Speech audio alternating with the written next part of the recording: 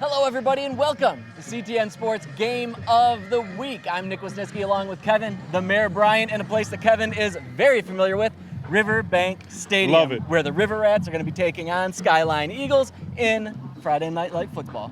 Yeah, home opener for the River Rats, so that's one thing we want to start off with. And as we can hear the band coming in, this is going to be the Friday Night Lights that the River Rats have been waiting for a long time. This is actually Coach Love's first official home game because last year he was the interim coach for Huron. Now he's at the top of the ranks, the top of the ladder, and he has his boys playing very well. Coming off a win last week in the SEC Red against Monroe, and now they're going up against a crosstown rival. In what promises to be a dogfight for the city championship kicks off here on CTN Sports. Stick around, we'll have all the action.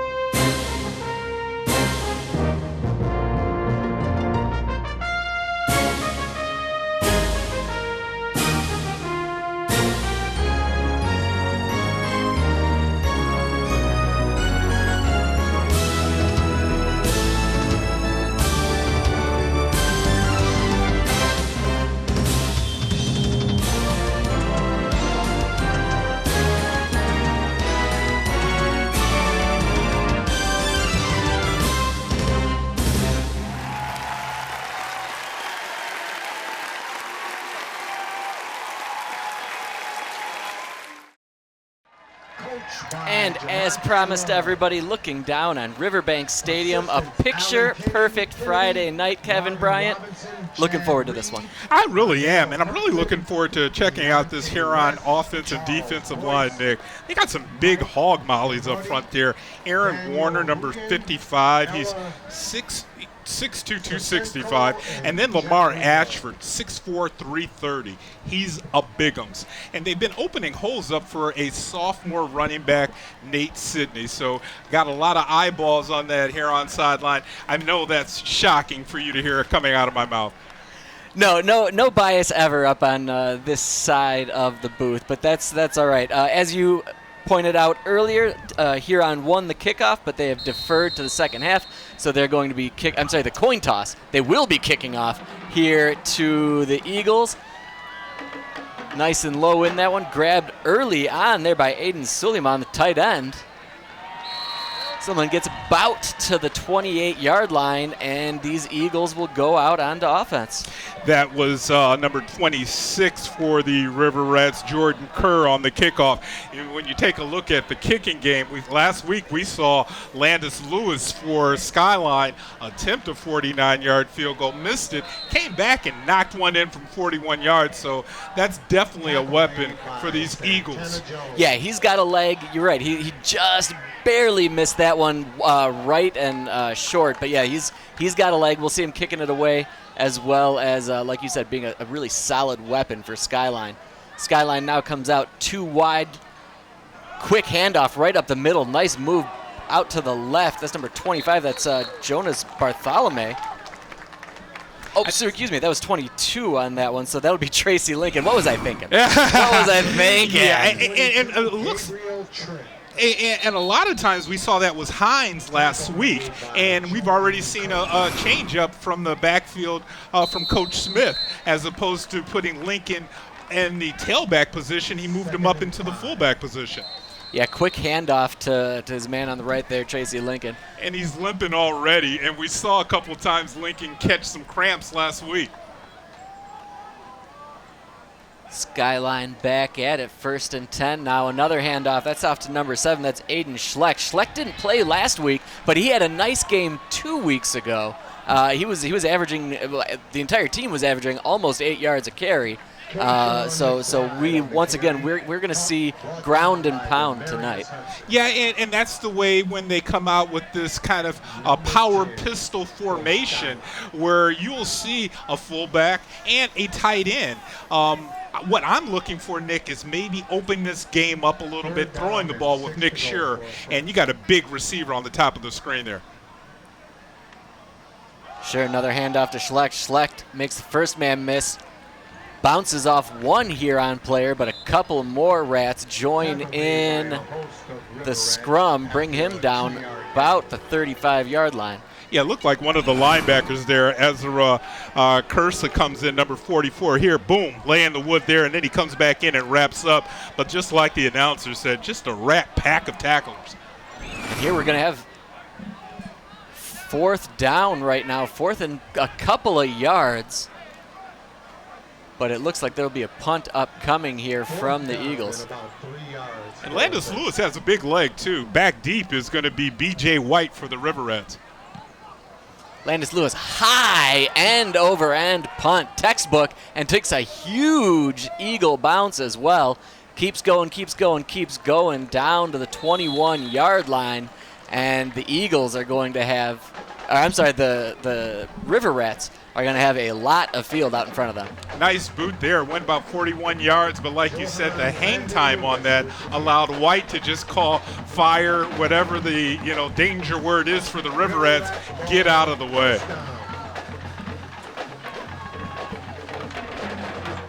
Three and out for the Eagles on their first drive, and the home River Rats.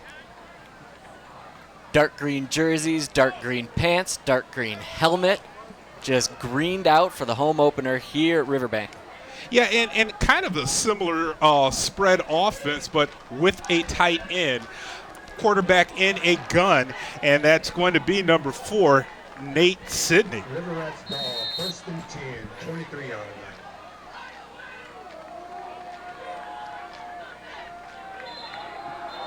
Direct snap, looked like that false start on the offensive line there. Yeah, it kind of looked like it was on the near side to us, maybe even one of the receivers or the end, but somebody did twitch a little bit early there. You see Sidney, yeah, that the center there was moving around. It's going to be hard to see Waiting on this the one. twitch. Oh, no, there it is. There's you see the 75 man right there, 75. Zanny Peterson. Just a little too anxious, just a little too eager early on in this crosstown rivalry. Man, just based on his movement, the ball's going to the right side. He was coming down. Second down now, it's going to be QB keeper. Makes a couple of men miss, gets out to the right side, gets about back to the original line of scrimmage, maybe just shy of that one, and we'll have a long 3rd down upcoming here now. Excuse me, long 2nd down now for the Rats. Yeah, and that's probably going to be about 2nd and about 10. I mean, there was nothing gained on that play, maybe even a loss of a yard. And now a direct pistol play with 21. That's got Nick Ashford in the backfield. Sidney gets it, puts the hands down, brought down immediately right up the middle by the Eagles. Great job by that Skyline player to get one hand around him and then bring him down immediately. That looked like the nose tackle there for the Eagles. Yeah, and I think that's Wamsley, 79 in the middle. He's taken 2 or 3 people, but that Eagles defense is very fast coming up, and I believe that was Philip Vilicevic, number 4, coming in from one of the tackle positions on that.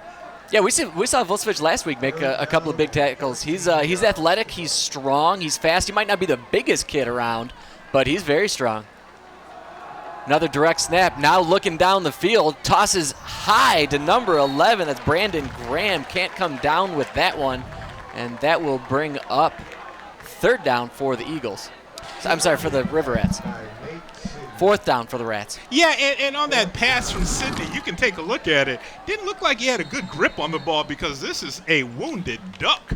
And it was kind of high. We didn't see it on that play, but you saw going up high for it was Brandon Graham trying to bring it in, and it was just too ugly of a dime. Yeah, he was throwing that on the move, and it didn't seem like he's got his arm in quite the right position. He still, while on the move, was still throwing it sidearm.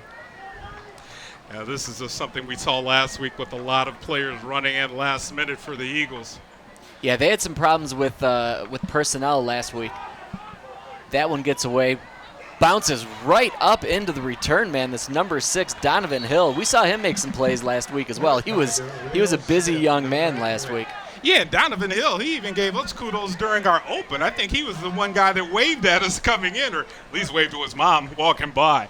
But again, look at this pass play here on 3rd down. Just a slight roll. I love the strategy here, but the execution could have been a lot better.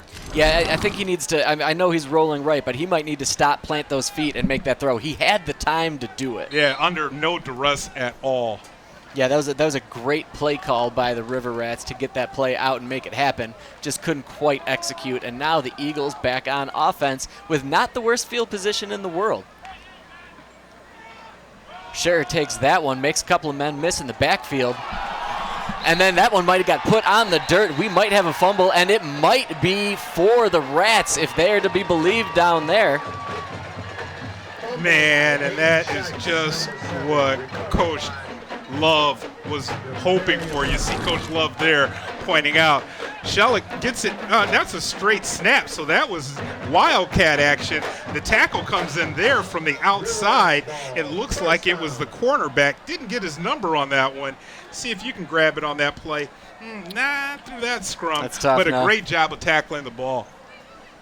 Yeah, really nice job of going in there, getting that rip move, stripping the ball away. The officials are still down there having a little bit of a powwow, but my assumption is that this is going to be River Rats ball, and we just saw the official hand gesture there. So the Rats will come back up to this one at about the 49-yard line there on side of the ball, side of the field. Man, that's exactly what the Eagles were doing last week. They were turning the ball over in their own territory and giving plus yardage to their opponent. Can't do that tonight. No, you're going to want, with a team this small, you don't want them just overworked the way that they were last week. You need to get that defense off the field a little bit. And there's Lincoln again coming in on the tackle. And you can see Lincoln right now. He's really trying to get his guys amped up and into this game. Good show of leadership. Last week we saw a lot of passion out of Lincoln. Now we're seeing the flip side of that, some leadership. Love to see the growth. Yeah, and that's exactly what Coach Smith wants from a senior that's been on this team for 3-4 years. You need that leadership. You need him to be head and shoulders above everybody else, lead from the front. Eagles are switching their defense to strong side to the weak side based on where the tight end is at for Huron. Snap to Huron, pitch left to number 28. That's Santana Jones. Jones gets across the 30-yard line onto the 29, and the River Rats feel like they're going to have something going right here, right now. Simple play, but great execution. And watch the pop and the step from Jones.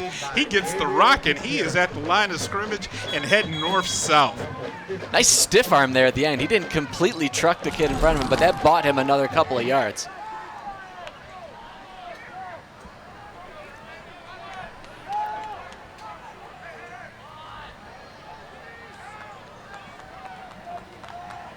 High snap, gets over Sidney's head.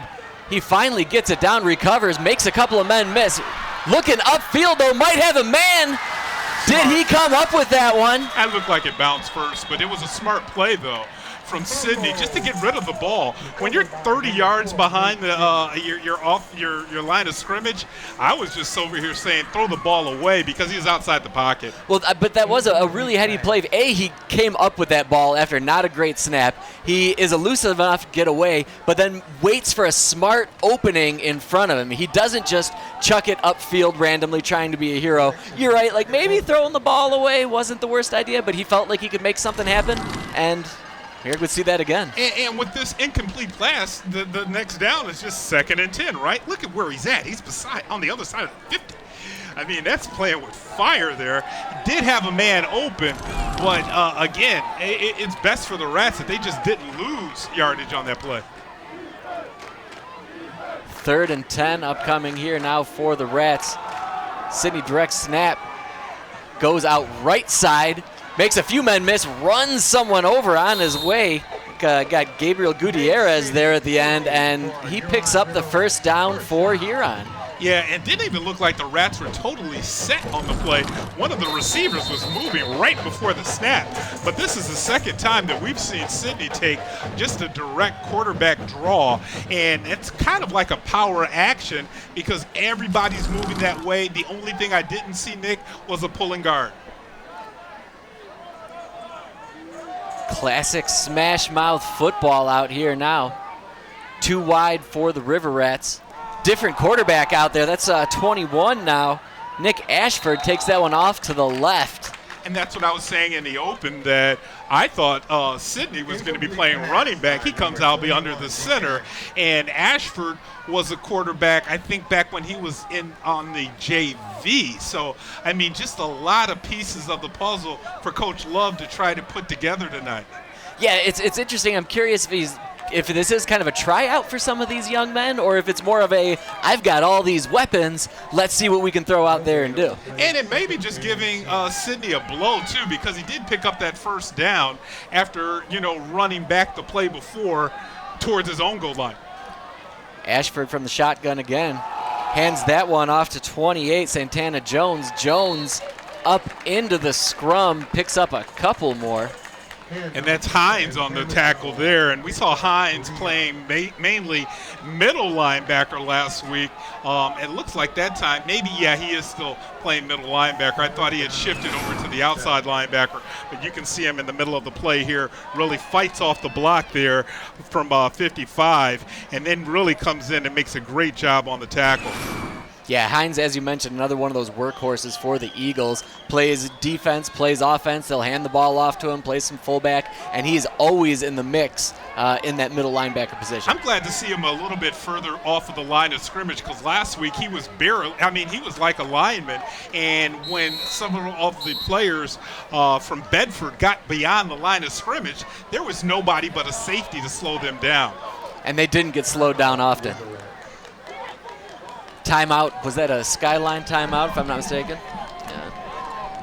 No, I think that was for the River Rats. Rats timeout. And you got a 3rd down play here, so this is big coming up.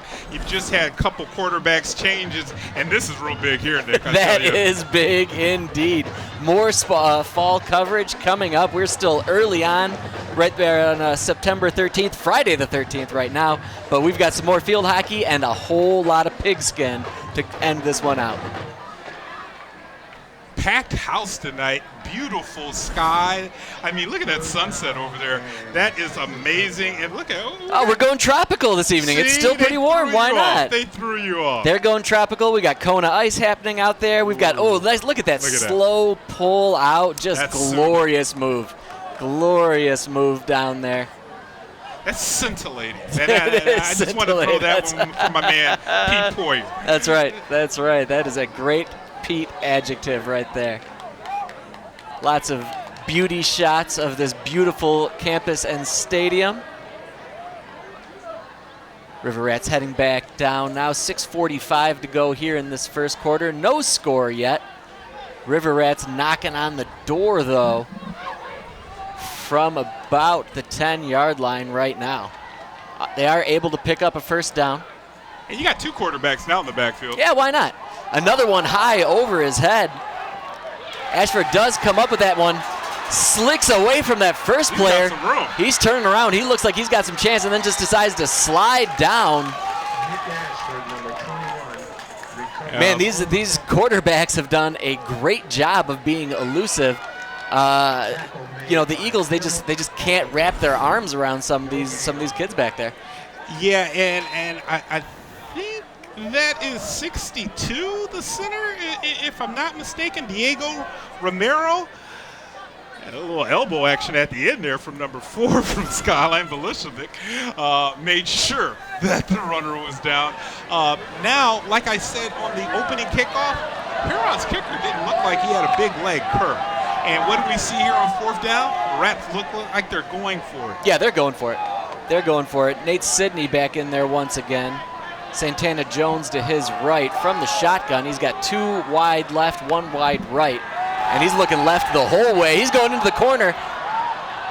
But just out of bounds, too much out there. Looking for A.J. Bailey, I believe, into that corner. I mean, he was dialed into Bailey the whole time. He didn't care what was going on to his right. So Bailey, it seemed like he had his player beat, too. Yeah, but let's take a look. I mean, you're right. He's looking over there. It looks like he was open. Way too much air on that ball. If that ball was more on a line, that may have been 6 for the Rats. Oh, now what's this side? Jersey night. Jersey night for the Jersey Eagles. night. What's the best one you've seen down there so far? Ooh, I'm gonna have to take a look. You got a little Jordan from North Carolina. That's not the worst thing I've ever seen. Goes good with the team. Oh, they got some Stevie Y. Trey Burke. I like Trey Burke down there. Yeah, I like the Stevie Y though. That's good stuff.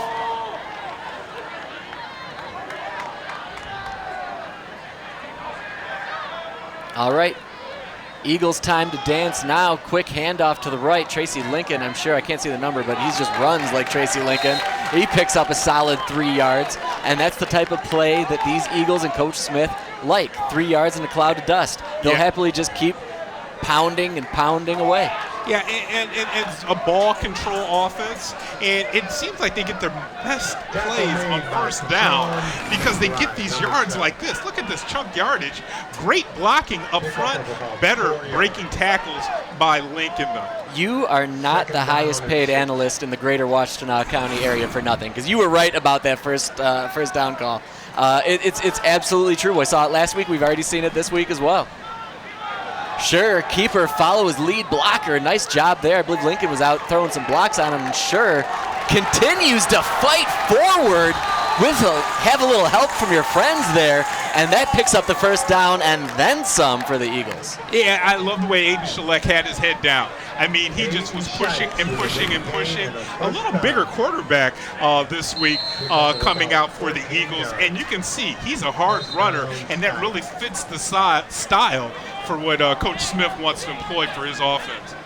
Yeah, Aiden Schleck missed last week. Hopefully whatever the ailment was looks like taken care of, because he's had a couple of big runs so far tonight. And you're right, he seems to have a really nice idea of what's going on around him. He seems patient. He seems like he can find those open spots. And unlike last week where we saw some younger quarterbacks, he's out there directing players around just to get people in the right position. Snap there. It looks like quarterback caught a little something for his efforts there. Silkworth, that was an end around. Something else you talked about all last week, trying to get Noah Silkworth involved in the play somehow, and that's one way they can do it. He's a mismatch for any high school squad with his size. Luckily, he grabbed that ball. He knew that ball was coming to him, I think, because he slowed down. He didn't take a full sprint on like a jet when you really see it. Right, and that is kind of curious to see a play like that cut back up into the middle. Almost always you'll see that as an end around or a jet sweep to just keep going. So interesting play call there for the Eagles. 2nd down. They got a few on that one. There's another handoff to Schleck. Schleck just keeps making dudes miss.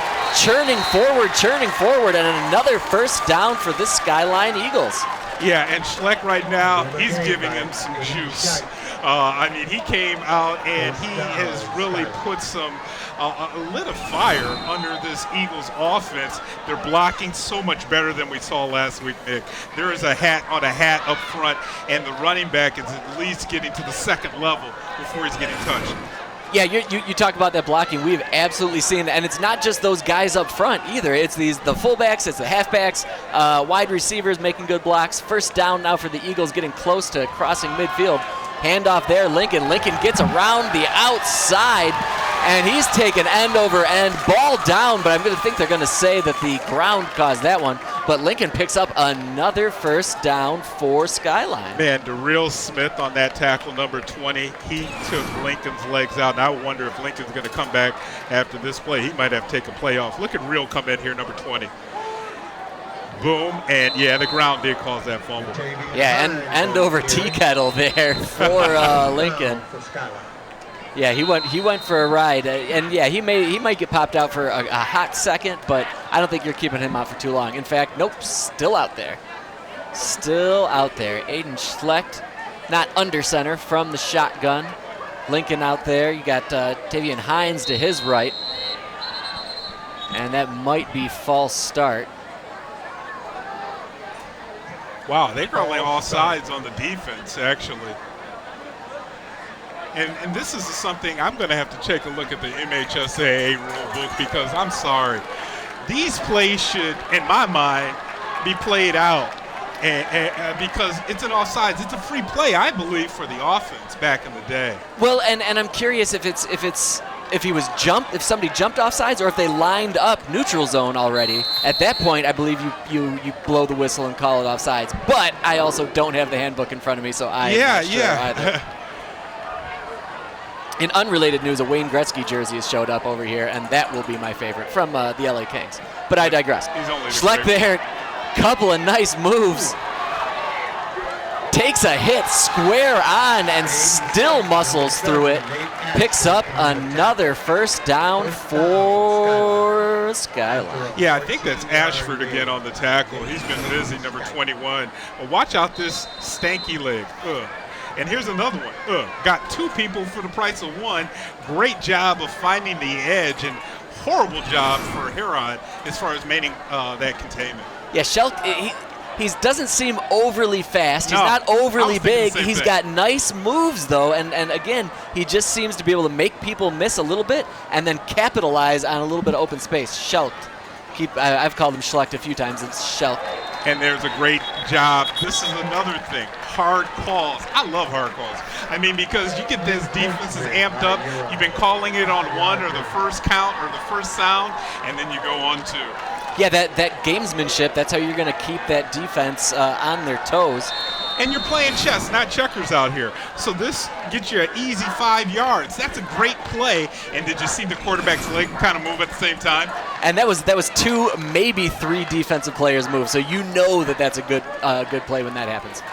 54 seconds to go, counting down here in this first quarter. Still scoreless. Handoff inside. That's to Tavian Hines. Okay. Seemed like he went down, but maybe not.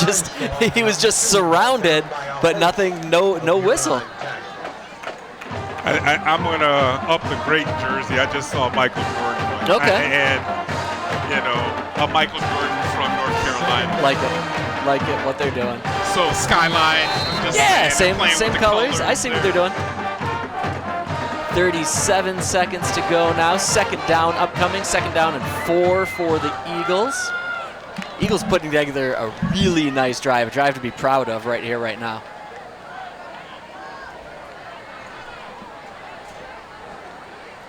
Schlecht there gets that one. Hands off Lincoln.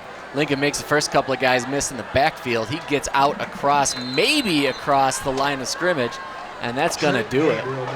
That may also do it for us momentarily. Only 12 seconds to go here in this first quarter. Time ticking down. And then there we go. That will... Schlecht is coming off like that first quarter is over. Huron defense doesn't want to go anywhere.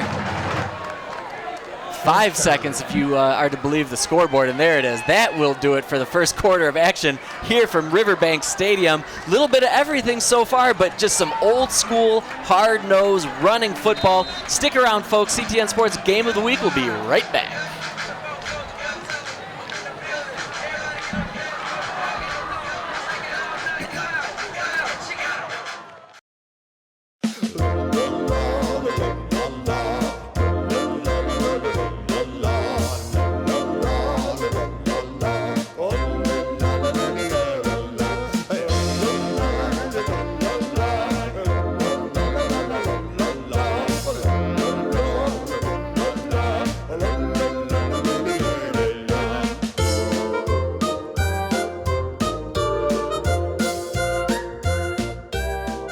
I'm Dana Denha.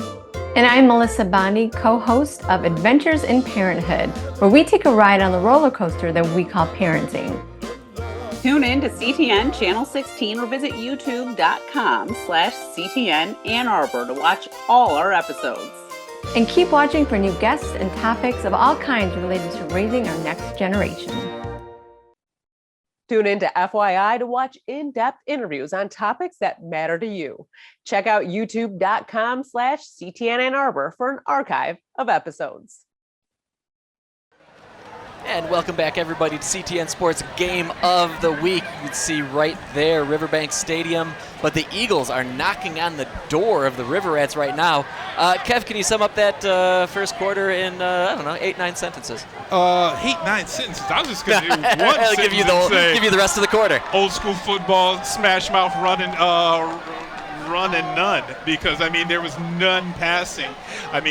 Plays on that other than the one on fourth down in the end zone. So old school football all the way. Yeah, both of these teams are more than interested in just running the ball. There's Shelk there going to his left. Do not see him doing anything but pulling this down, and then he slides into the end zone. Aiden Shelk in for 6 for the Eagles, and they draw first blood here at Huron. Well, this is surprising after we've seen the scoring from the last 4 years, where Huron's only given up 1 touchdown to Skyline, and that was last year. The Eagles come down, and this is a statement drive. After turning the ball over, they stop the River Rats on a 4th down and goal, and then they march all the way upfield, really on the heels of their QB. Yeah, statement drive, and here we go, extra point time. No doubter there by Landis Lewis. But this might not be your uncle's Eagles right now, Kev. We've seen, again, they are making all the efforts to run the ball. They've got different weapons down there on the ground, and that offensive line really seems to be coming together now. Yeah, and I still want to say the leader of that was number 7. Shellick was just going up and down the field, and he finishes it off here. A little hesitation and kind of almost a fake handoff, but he outran 2 defenders for the corner of the pylon. Great job. And I do think that was more of a hesitation than an RPO. I don't think there was ever any intention to get the ball to Lincoln. But, he came around that corner, and there was nothing that any of those Rats could do. He beat 3-4 River Rat players to that spot. Yeah, and that was just all determination, effort, and I'm going to get there before you guys get me down. Yeah. I love that quarterback right now. Great job from last week to this week as far as the coaching staff for the Eagles making that change-up. And maybe it was just because of an injury. That could be it. Yeah, Shelk coming back into the game, and he's definitely the straw that's stirring the drink for the Eagles offense right now. Landis Lewis high. It's going to make the River Rat returners come up and make a play here. Receive, and then he goes left. He's got a couple of players beat already, and he continues on up to the 40-yard line. Jeremiah Armstrong on the return there, and he definitely broke containment, and he was 1 tackle away from taking that one to the house. Yeah, he got the proverbial head of steam there to get moving, and he got some of those Hawaiian shirts feeling good about themselves. And check out the return here. The blocking went one way, the runner goes another way. He even had the ball in the inside arm. So it was like, I'm supposed to go right, but I think left is open. He definitely saw something there, and he made it happen, getting up all the way to the 40-yard line. Solid field position for the River Rats if they want to answer that first Eagles touchdown. Yeah, and one thing that Rats are going to have to clean up is some of these bad snaps. They're coming out of shotgun each time. We saw 2, maybe 3 snaps sail over the QB's head, and that is number 52, Jalen Keeter, under center. There's a quick handoff there to B.J. White. Nothing doing for White, though. Great job on the Eagles' defensive end. Linebackers and defensive backs coming up to make that tackle in the backfield. Yeah, Lincoln plays a strong side, outside linebacker. You see him on the top of the screen. Look at him shed that blocker. That was textbook. And then that was an angry tackle. We saw a couple of those WWE takedowns last week from the Eagles as well. Yeah, the Eagles are all about hard-nosed football. They want to do it right up front and in the back, and there's going to be that neutral zone infraction right there. Offside, Skyline. That's Mickey there.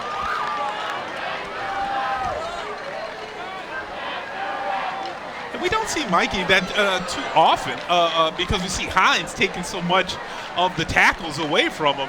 But you definitely saw last week as well as this week, Skyline is not afraid to send a linebacker right up the middle of that defense. No, definitely not. Offense. They're definitely not. They're not afraid to blitz either. So we'll see what the Eagles continue to do. Direct snap in there for Sidney. Sidney gets off to the right. We've seen him make some plays, and he's just made a couple of plays out of bounds as well. Slow down, man. Check out that leap. I don't know if that was a hurdle or a high jump. He went over Coach He went right Jeffrey. over the little guy. That's Coach Jeffrey on the bench. Jeffrey Love, the head coach's son, right there on the bench. He acted like nothing happened to him. I think he's still dazed. He's like, did that dude just jump over me? That was sweet.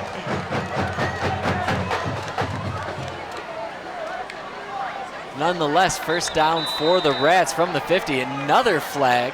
Well, another hard count. And this time, I mean, coming from the River Rat side, Sidney does a good job. And what's good for the goose is good for the gander. And I love the way he came back. He even gave it the whole a hand clap, too. And you see the hand clap coming in. We'll see when they set up on this play, though. But Sidney, great job because these 5 yards, they add up, man.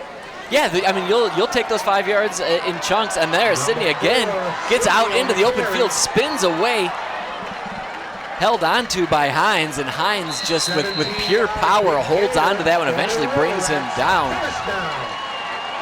I mean, But we're really Nick talking Sidney. old school football now because both quarterbacks are it's just like, hey, that was the horseman.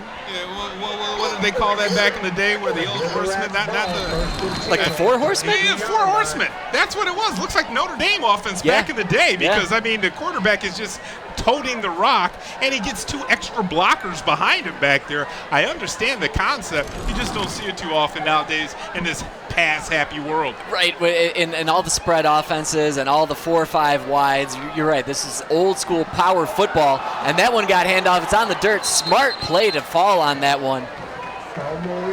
Yeah, and that was Nick Ashford back in at QB, and coming around was Sharma. And we haven't seen Casey Sharma. We saw his older brother,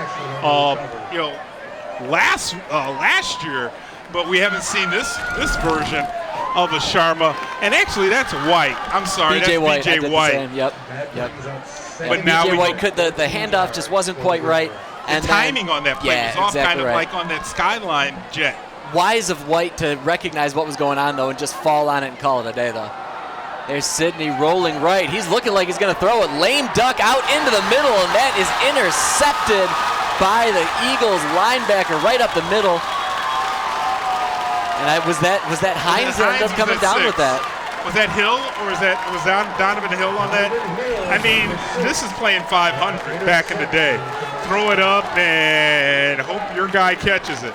But the problem is he didn't have a guy to hope that it was going to get caught. That was in the middle of 4 Eagle defenders. Yeah. Well, see, I think you called it out on the previous drive that Sidney came back on the previous pass play on 4th down. Looked like he just went back and threw it up.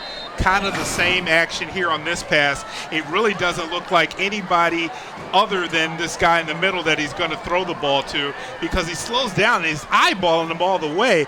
But the guy at the top of the screen is wide open. And kudos to 57, that's Shannon Anderson-Reed. He really made that play, got the pressure on Sidney. And speaking of the pressure, here's another big run by Schelt. Schelt gets torn down, but there is a flag all the way back at the line of scrimmage. I thought I saw a flag at the beginning of the play, and it looks like the officials are holding this up. First down run by Aiden Shite, number 7. Shalik is just doing work on this Huron defense, and that was it. All sides. That flag came from the back side because you saw it right at the bottom of the screen, and it looked like it may have been too many men on the field. I didn't see the call. Let's see the call now from the official. He's looking at sideline infraction. Sideline infraction on the the snap? Eagles. Wow. First down. That was sideline infraction on River Rats, but the flag came from the Eagles sideline. How in the world could an official call sideline infraction on the other side? I got nothing. I'll let you ponder I was going to say, that one. I'll let you if you can see ponder my that face, I am perplexed about the whole situation. Nonetheless, we keep muscling forward. These players keep muscling forward. Yeah, and you're just, this is just ground and pound if you're the Eagles. And you got to see the blocking that's going on up front, Nick. It is just outstanding. Hat on hat, man on man, and they're actually moving the River Rats back up off of the ball. And Lincoln with a slick little spin away, and it feels like he picked up some momentum when he hit that and fell forward a few more yards. Nick Shearer and a QB now. Noah Sure. Noah Shearer. We did that last week. Yeah, I called him Nick last week. The entire game he was Nick for me. Noah Sure. We want to make sure we get things right. But yes. Oh, that's funny. Man, they got us on our head up here. I mean, Yep. all the Yep. switching Yeah, of the we're QBs taking some punches up here too. It seems like exactly right. Timeout down on the field. 8:37 to go here in this first half, and you can see the band. Kevin, we were marveling at the size of the Huron Look band. at they got two sections over there. Maybe even Massive. spilling over into a third section. And that's just a great job. They sound fantastic tonight, too. Yeah, they really do. You could hear them coming in when we were doing our open down on the field, and they're just blaring across the sidelines at us. Those tubas are getting the job done up there. I'll give some tuba love. That's not an easy but instrument. it's part of the Friday Night Lights. I love a band. I don't want to hear some blaring hip-hop music Same. coming over during timeouts. Same. That is a classic take right there. I will fight that one to the death as well. Eagles now coming up. Second down, pick up a few more, and then some across midfield. Look at that. And Look it at just how they're seems pushing like the pile. every run, That's a first down. it's not just one Huron player bringing them down. It's taking 3, 4, 5, 6 dudes to bring down these running backs for the Eagles. I'm glad you call Shellick a running back because he hasn't thrown the ball. Until he throws the ball, he's a running back in my eyes. I agree. I mean, and look at He's how taking direct snaps, basically, yeah. Yeah, this is wildcat action, basically, because he's taking it to the left, to the right, and that time up the middle. You saw two of his blockers, though, leading the action, all the way pushing linebackers back. Huron's going to have to change up. First down now, Shelk hand clap, and that's a handoff to Hines. Hines up the middle, and finally a one-man tackle brought down at the line of scrimmage, or possibly a little bit behind by Jalen Cater there. Cater's a big kid. Cater's a wide kid, bowling ball of a kid down there. Well, and he's a lineman. He's both sides of the ball, a lineman. But, you know, both of these teams deploy a 3-4 defense. You don't see that much. You usually see two defensive tackles. But this time you see a nose guard handle business. And you love the way that play, it looks like we actually might have an injury on the field, too. Is that Hines? He's getting picked up again off the field. They had to call a timeout, though.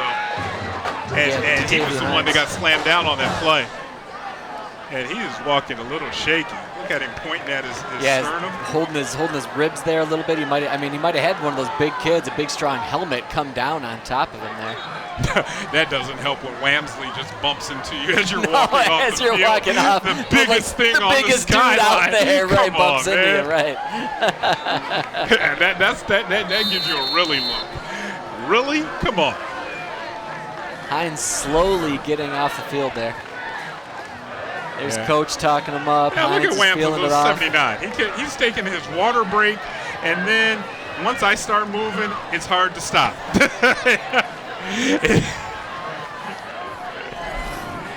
That's rough. How did he not see? I think he saw. Two of his coaches, this dude right there. Oh boy. Back at it, action starting up again. The Eagles, shocker, hand the ball off, pick up a couple, and they're looking at 3rd and long now.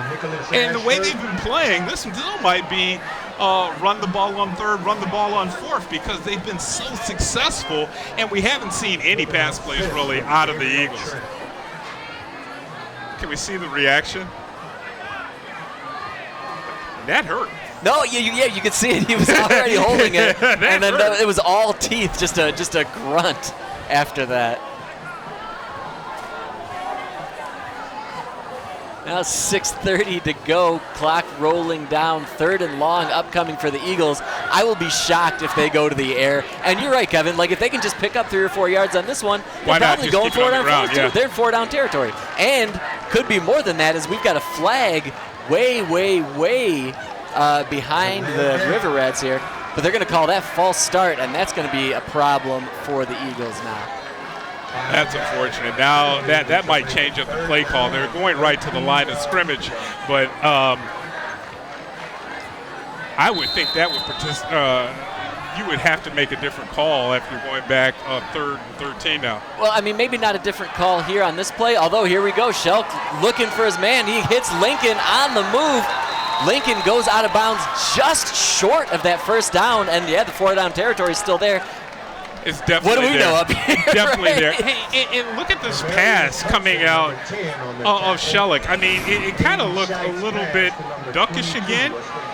And I thought he was going to be a lefty for a second there. But then when he threw it, it came out right on the button. Got it right to him. It looked a little duckish, but the result of it was right on the spot. No, and now you put yourself in 4th or short. Doesn't need to be pretty, just needs to get there, and it did hit Lincoln exactly where they need it to be. And now 4th, and I'm going to call it a short 2 for the Eagles here.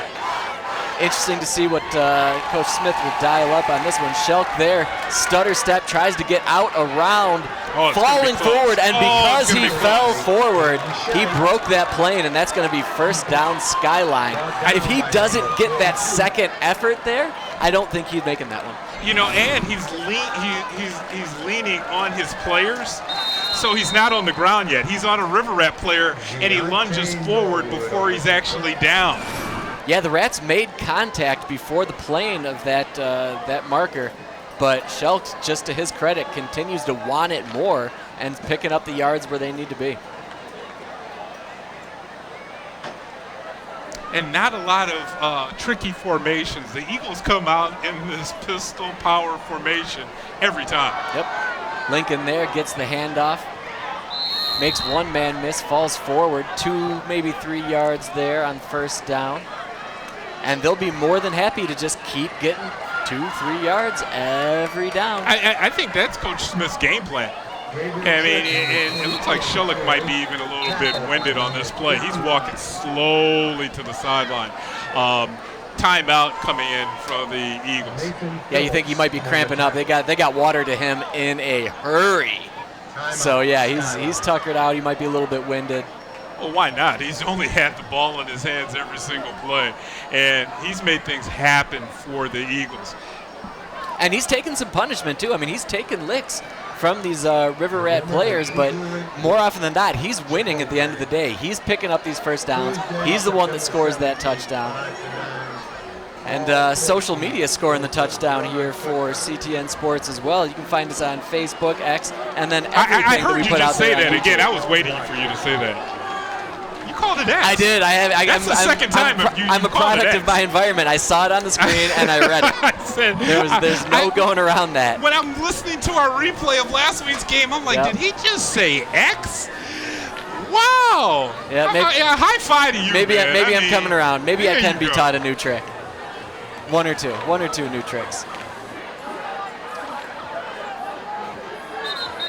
Coming out of the timeout now, the Eagles putting together another big drive. Yeah, you're talking about this defense here for the Rats, Kevin. You got to wonder if they're going to start inching up a little bit more. Yeah, but then you're going to open yourself up to Noah Silkworth. And again, if you look at the bottom of her screen right now, Silkworth is 24.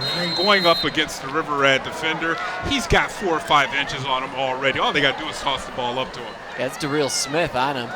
Shelk there turns, and he's looking for him. As we said it, that's another short throw to Lincoln.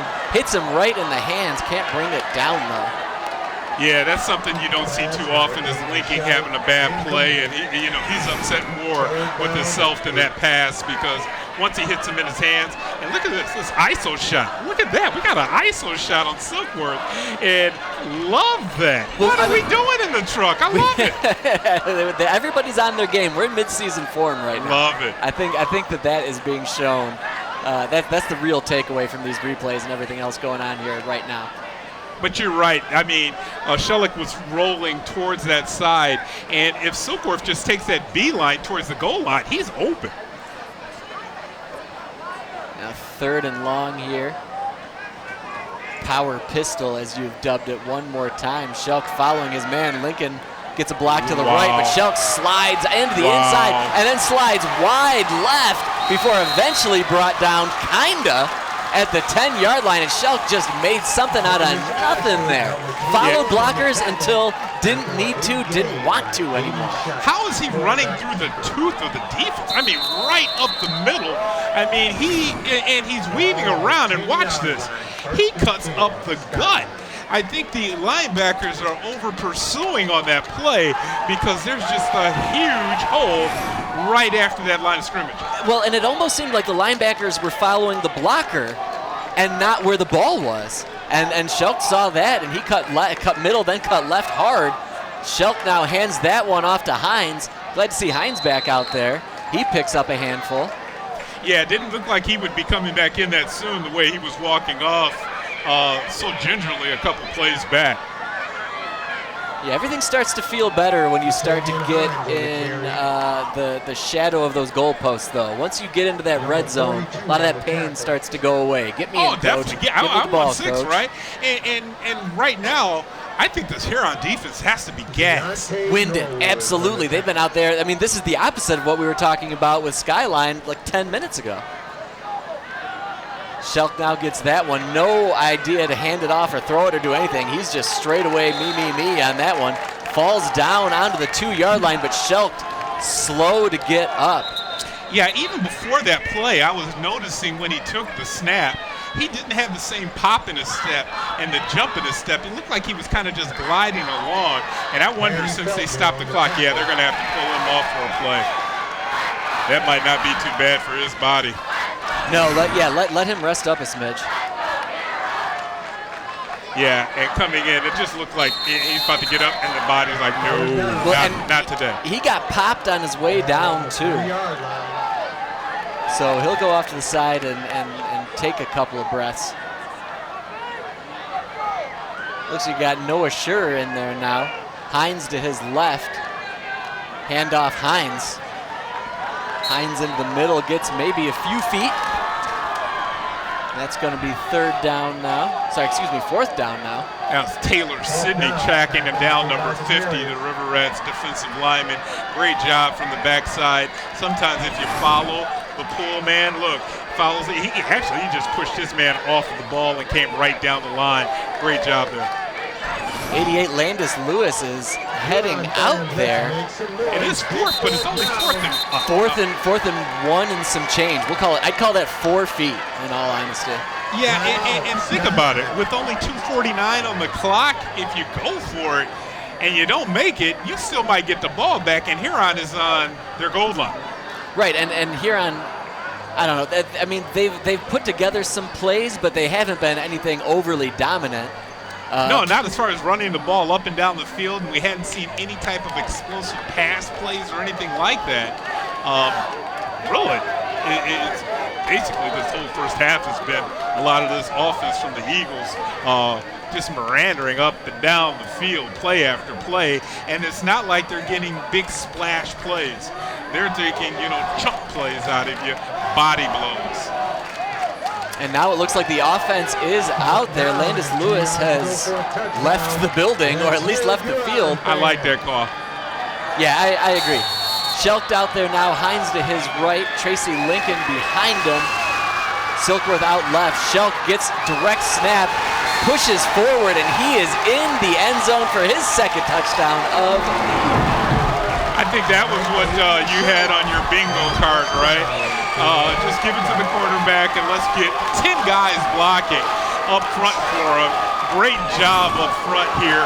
Just power to the right side and getting into the end zone before he's getting touched with the QB. Well, Hines is such a big kid, and he got some good blocks in front there. Hines was almost looking for somebody to block. Yeah, I mean, you're right. Having a lead blocker is huge. Well, and that's something else that you just don't see with so many of these spread offenses today. That's another lost art. And Skyline seems to be perfecting the old school play. It's twofold too, Nick. When it's demoralizing for a team to be on the field like Huron has been on the field, and you're just taking it to the gut punch after gut punch. And even when the quarterback gets hurt, he comes back in. Man, that's a double gut punch. And so now you haven't done anything really on offense. I hope Huron comes out and really explores their playbook a little bit more. Well, they've got 2:48 here in this first half, and keep in mind they will receive the ball at the beginning of the second half. So they've got opportunity to turn this thing on its head, but it's all going to start here with this kick return. Yeah, and I'd say possible kick return because Landis Lewis likes to find the back of the end zone. Yeah, this kid's got a huge leg. Right, you are.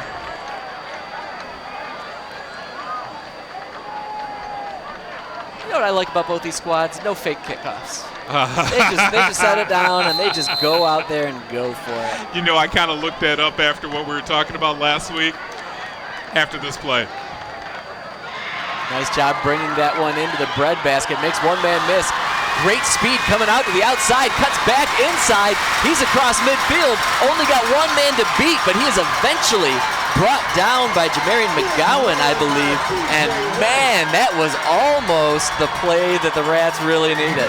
Playmakers, they have a bunch of them over there on that sideline for the River Rats. That was B.J. White. And look at him weave his way upfield after catching this punt. I mean, kickoff. Great kick down to the 10-yard line, but look at all the players he's making miss. And that was the real play right there. I think some of the players thought he was on his way out. He cut back inside and picked up another 25 yards after that. Great play. Always got to play to that whistle, and that's a case in point right there for the Eagles. Now, a lot is in front of the River Rats right now. You got to make something happen off the trot. 2:37 to go. They're on the happy side of the field for themselves. Handoff right, Sweeney there. Sorry, Sydney. It's like both teams have the same playbook. I mean, really, from the lineup, only things that you're seeing different is as opposed to a pistol formation, you get the straight-up shotgun with a wing back to your left or to your right if you're the River Rats, but both quarterbacks are just toting the rock. Well, you know what the difference to me, and you're right, there's so much similarity. It seems like as of right now for this first half, the Eagles are just blocking better up front, especially with those running backs and those fullbacks out in front of them.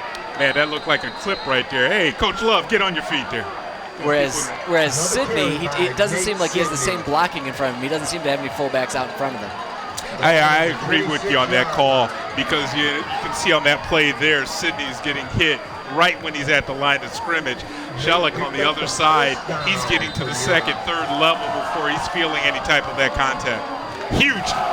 That was a first down. That was, he got it. He got it. So 1st and 10 for the River Rats. They're about the 26-yard line. And you can see those cameras are a little unsteady right now. It's not because our guys out there having any issues. They're just shaking. Both of these sidelines, both of these grandstands are going nuts. And that's the Eagles, really. The Eagles are down here on this sideline trying to pump up their defense, and that's a great job from traveling all the way from North Maple off 23 and getting off of Plymouth Road and coming down here to check out your crosstown rival. It's a long and winding trek to get down here. 7-yard gain by Nate on that play. Second down. Big first down gain there by the Rats. They'll have second and short upcoming here momentarily, but that clock, 1:25 now, here to go in the first half. And Coach Love in the middle of that trying to really draw up something. Do not want to let this drive stall without points getting put on the board, and you don't have a lot of time on that clock. Clock will stop on a first down, but I believe Huron has called 2 timeouts, this being their second one. I would concur with that, despite what the scoreboard says. I think they just haven't updated that one. I believe you're right, though. Yeah, everybody having a good time on a Friday night right there. Hey, coach even getting involved. Coach getting into it. That's right. That's Yeah. right. Have fun. Have fun on a Friday night, a Michigan Friday night. We can get down there and play some Xbox too. We play some I thought NCAA that was only football allowed in at Dexter. halftime. I didn't see a gong over there, though. Not yet. Not yet. They'll get their own thing. I probably want to see on the move Sidney out of the pocket. That way he can threaten to run as well as throw the ball. Or run. Sidney out there to his left. But yeah, it just the Eagles, they're onto it. They see it, they understand what's coming their way, and they're ready for it. That's the play you call out of a timeout. I mean, wow. I wouldn't have wanted to call a timeout to come up with a run left, run right. I mean, that's really elementary school offense when you think about it, coming out of a timeout, because that's exactly what the defense is expecting anyway. I mean, at least he had a blocker in front of him. Jones was out that, and that one hit the dirt. That's about the fourth or fifth bad snap we've seen out of the River Rats, and one of the reasons why it's nice to have a quarterback sometimes be able to go up under center as opposed to just taking these long snaps. And that's right in his breadbasket. Sidney may be a little bit winded on that play. Let's go, Huron. So fourth down, it looks like they're gonna go for it. Sidney from the shotgun gets that, hands it off to Jones. Jones up the pipe. It looks like that happened, so that's gonna be first down River Rats. Only 24 seconds to go here, though. You got to clock it here, guys. Just clock it. Clock it and play another down. We're not clocking it. Sidney has no desire to that. Turns around like he was about to hand it off, but then there's a flag? False start on the River Rats, and that is a drive killer. Just a drive killer. They're moving forward. They're making first downs. And this is when you don't know what's going on as a QB or a running back or a team. That was really poor. I was screaming, just clock the ball. Get on the same page. You got 3 plays. You don't have a lot of clock left. These are things that you work on Monday through Wednesday. Yeah, you want to be in the right possession for your red zone offense right there. Sidney gets that one, throws up into the corner. He's got a man wide open off his hands, and it looks like he got his feet down. Did he? Touchdown, River Rats. And that was just a 20-yard dime from Sidney, and you saw it right from the beginning. Wide open was A.J. Bailey, and, I mean, nobody was back there on him. Look at that. Look at the corner. He comes up to and is that, oh, I thought that was Palmer. That was number 10 coming Charlie up. Bashar there. And just a great pass, though. The pass is in the back of the end zone, only place that his player could catch it. And great job by Bailey by not dropping this ball. That's the only thing that could have ruined this play. Well, and I'm curious if this was a zone offense or a man that got zone defense or a man defense that got crossed up zone. there. It did look zone because the man came into that area. If we see it one more time, corner comes up. No safety to think of behind him. And we've said several times how aggressive style this defense is. Number 16 is probably the guy that's supposed to be back over off that. Oh, that was the wrong play. But 16 is the safety on that side, and it looked like he was supposed to be shadowing and staying on top side of that ball. Look at 16 right there in front of you. He's right there in front of you. He's the safety. He's not a linebacker. Yeah, and he was, like you said, he was left out to dry out there, and Bailey with a great job of recognizing that. Sidney, great job of recognizing where it was. Good play call, and the River Rats get on the board, score with 8 seconds left. Huge for what they're trying to do, again, considering they will get the ball at the beginning of next half. Well, just before that touchdown, our cameramen looked like they were doing the wave because they were swaying because of all the energy coming from the sideline from the Eagles, student section. That right there was what the Rats needed because it shuts up your opponent and it gets you feeling good going into the locker room. Oh, there's that band right there coming down there. Just acres of these kids down there. You can't see the end of that down there. Onside kicking, guys, nothing to lose. Almost Not like a a pooch. squib, but yeah, a little pooch kick there. And the poocher got rocked Yeah, I would have right at the 30. He got. Whew. Is that Donovan Hill? Man, he took a hit. Tackle made by Brandon Willis. And number only 3. 5 seconds to go here. I really can't see the Eagles running a play. I don't feel like there's a lot of point with only 5 seconds left. You see Shellick getting last-minute instruction at the bottom of the screen from Coach Smith coming in and ball security, really. Take it in at halftime. We've had a great half, man. Yeah, I think you're exactly right. Both hands on the ball, take the knee down, don't have a false start, don't get nuts, just And what go do they down do? and They call pull it. in a shotgun. Maybe they'll He's gonna take the run it. knee from the Nah. shotgun. That's the thing that happens, right? And see, look at Low that snap. Shelk picks that one up, goes right, makes a couple of men miss, but eventually brought down at the 40, and that will do it for the first half of a really, really fun matchup here. Ground and pound all the way. Halftime coming up. We'll see the halftime show here. But you know what, folks? Stick around. We'll have second half football action coming up on CTN Sports Game of the Week.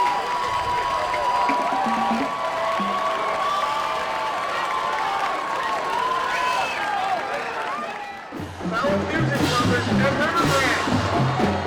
Tonight we invite you to embark on a transformative journey as the River Rat Marching Band presents their mesmerizing show, Into the Light.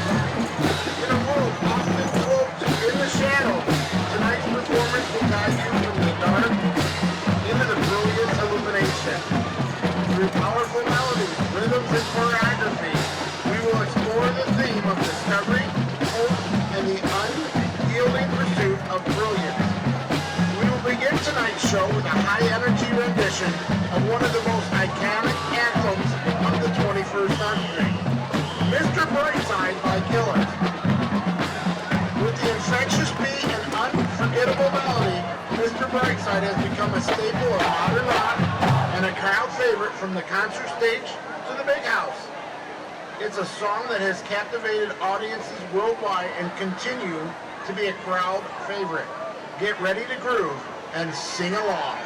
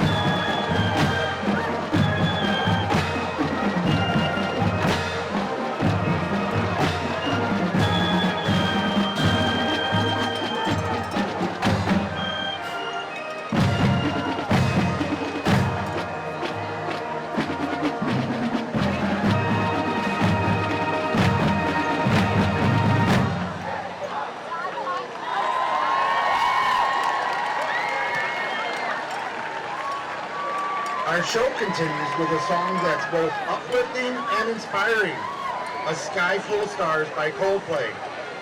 Combines electronic beats with heartfelt lyrics, creating a sense of wonder and possibility. Let's lift our spirits together as we enjoy this scintillation hit. Joining the Rhythm Rat Marching Band are the 8th graders from Clegg Middle School, directed by Jay MacArthur and Mr. Eddie Rodriguez, and Scarlett Middle School, directed by Miss Caroline Fitzgerald and Miss Amanda Blackstone. Please give a warm welcome to our 8th graders as they join our band.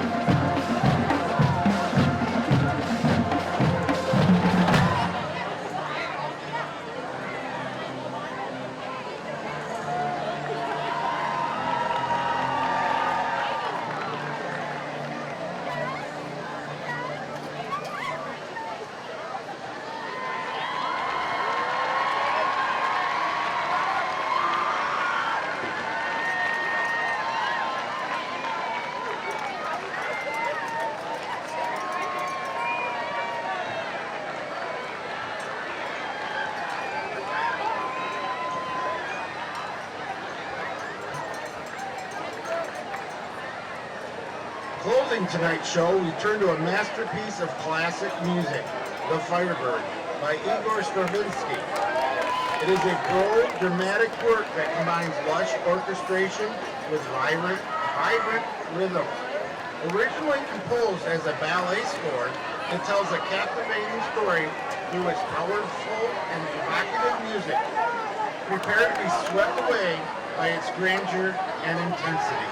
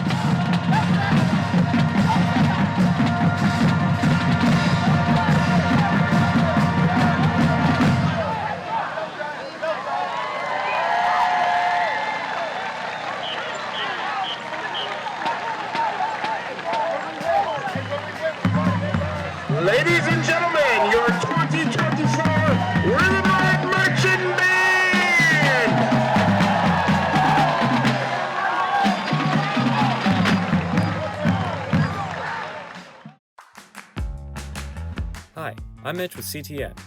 Did you know CTN is available on both Android and iOS platforms for free? That's right. You can find us on the Cablecast app. Just look up CTN and all your favorite local programs are right at your fingertips. But that's not all. CTN is also on Roku, Apple TV, and Amazon Fire TV. If this is for you, visit a2gov.org/CTN. Then navigate to the About tab for instructions on how to set it up on your device. And subscribe to our YouTube channel, where you can watch our live meetings and all of our CTN-produced programs at youtube.com/CTN Ann Arbor. So come watch CTN, where we aim to connect, create, and communicate.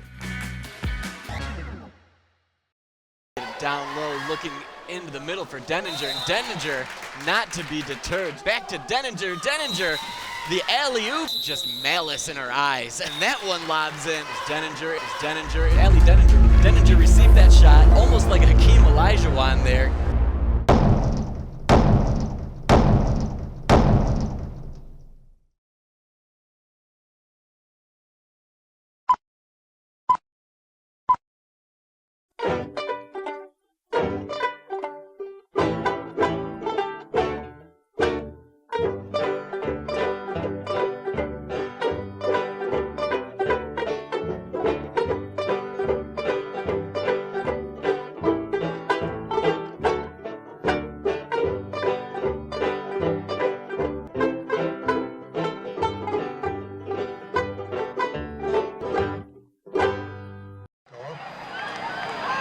And welcome in, everybody. Second half kickoff, moments away on CTN Sports Game of the Week. As you can see, Skyline Eagles up 14-7 on Huron, but Kevin, Huron made a mad dash at the end of the first half. Oh, I think that actually saved the game, that drive. Getting the score off of that Sydney pass, finding, what was that, AJ in the corner there, Bailey for the catch. That was huge. And doubling up by getting the rock to start the second half is the Riverettes. Yeah, I don't think that's hyperbole at all to say that may have saved the game for them. Absolutely. And that kick is away long but out of bounds, and that's going to be a 15-yard penalty, and that's going to be a nice little start for the Rats. Up to the 40, I believe, Yep. right? That should be a great field position for the Riverettes. And, you know, we were talking at halftime, Nick, this is an old-school slobber knocker game. You got a great crowd in the house, not an empty seat.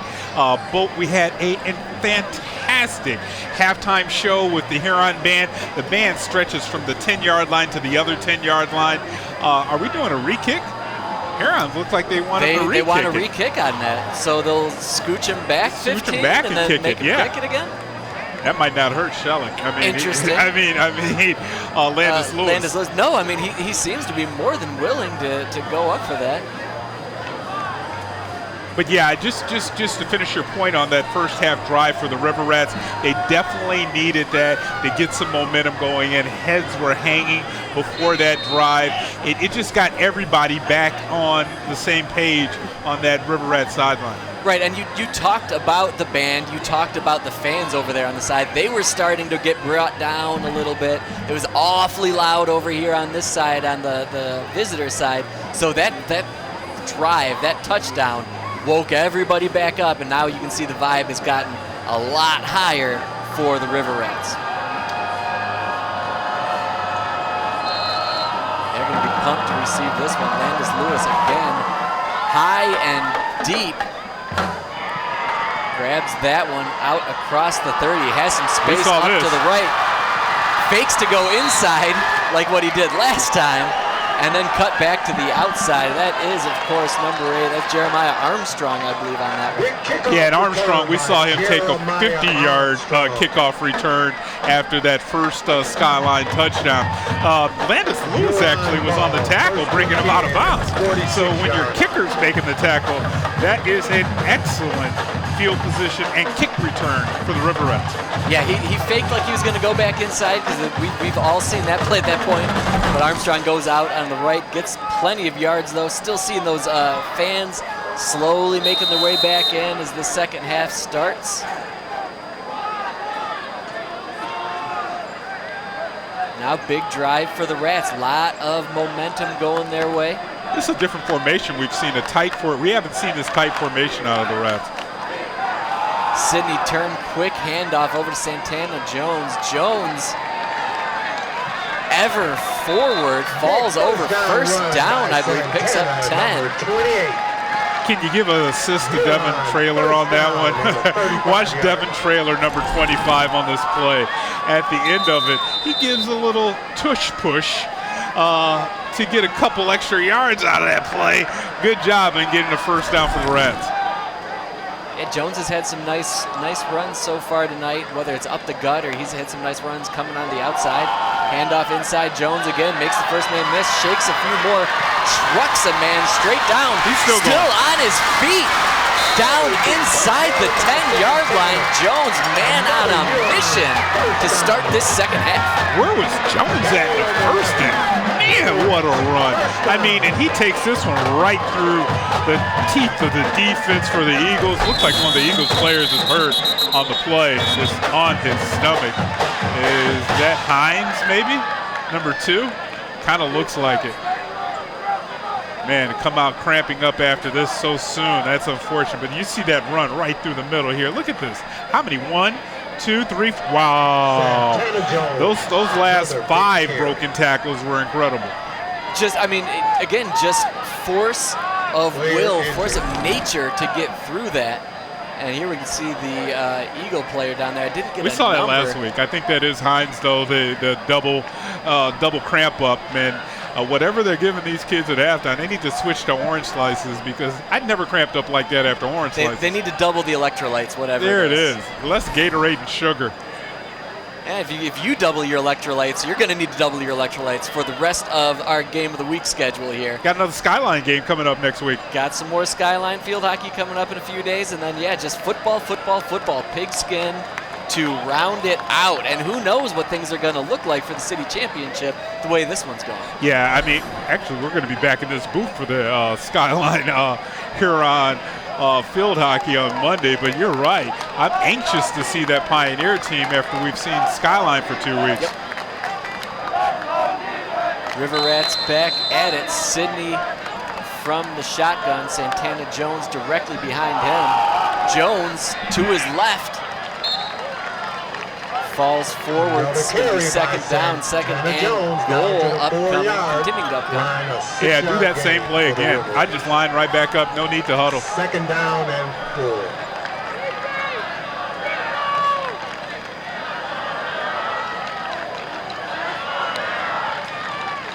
I don't think anybody was set on the Huron side. Literally no one. Yeah, they wanted to try to get up there and do that quick, but the offensive line didn't seem ready to go on that one. It's probably going to push the River Rats back. Yeah, and that was a great thought out of the QB. Love what Sidney was trying to do. Get everybody up to the line of scrimmage. Just got to make sure everybody's set before you get that snap.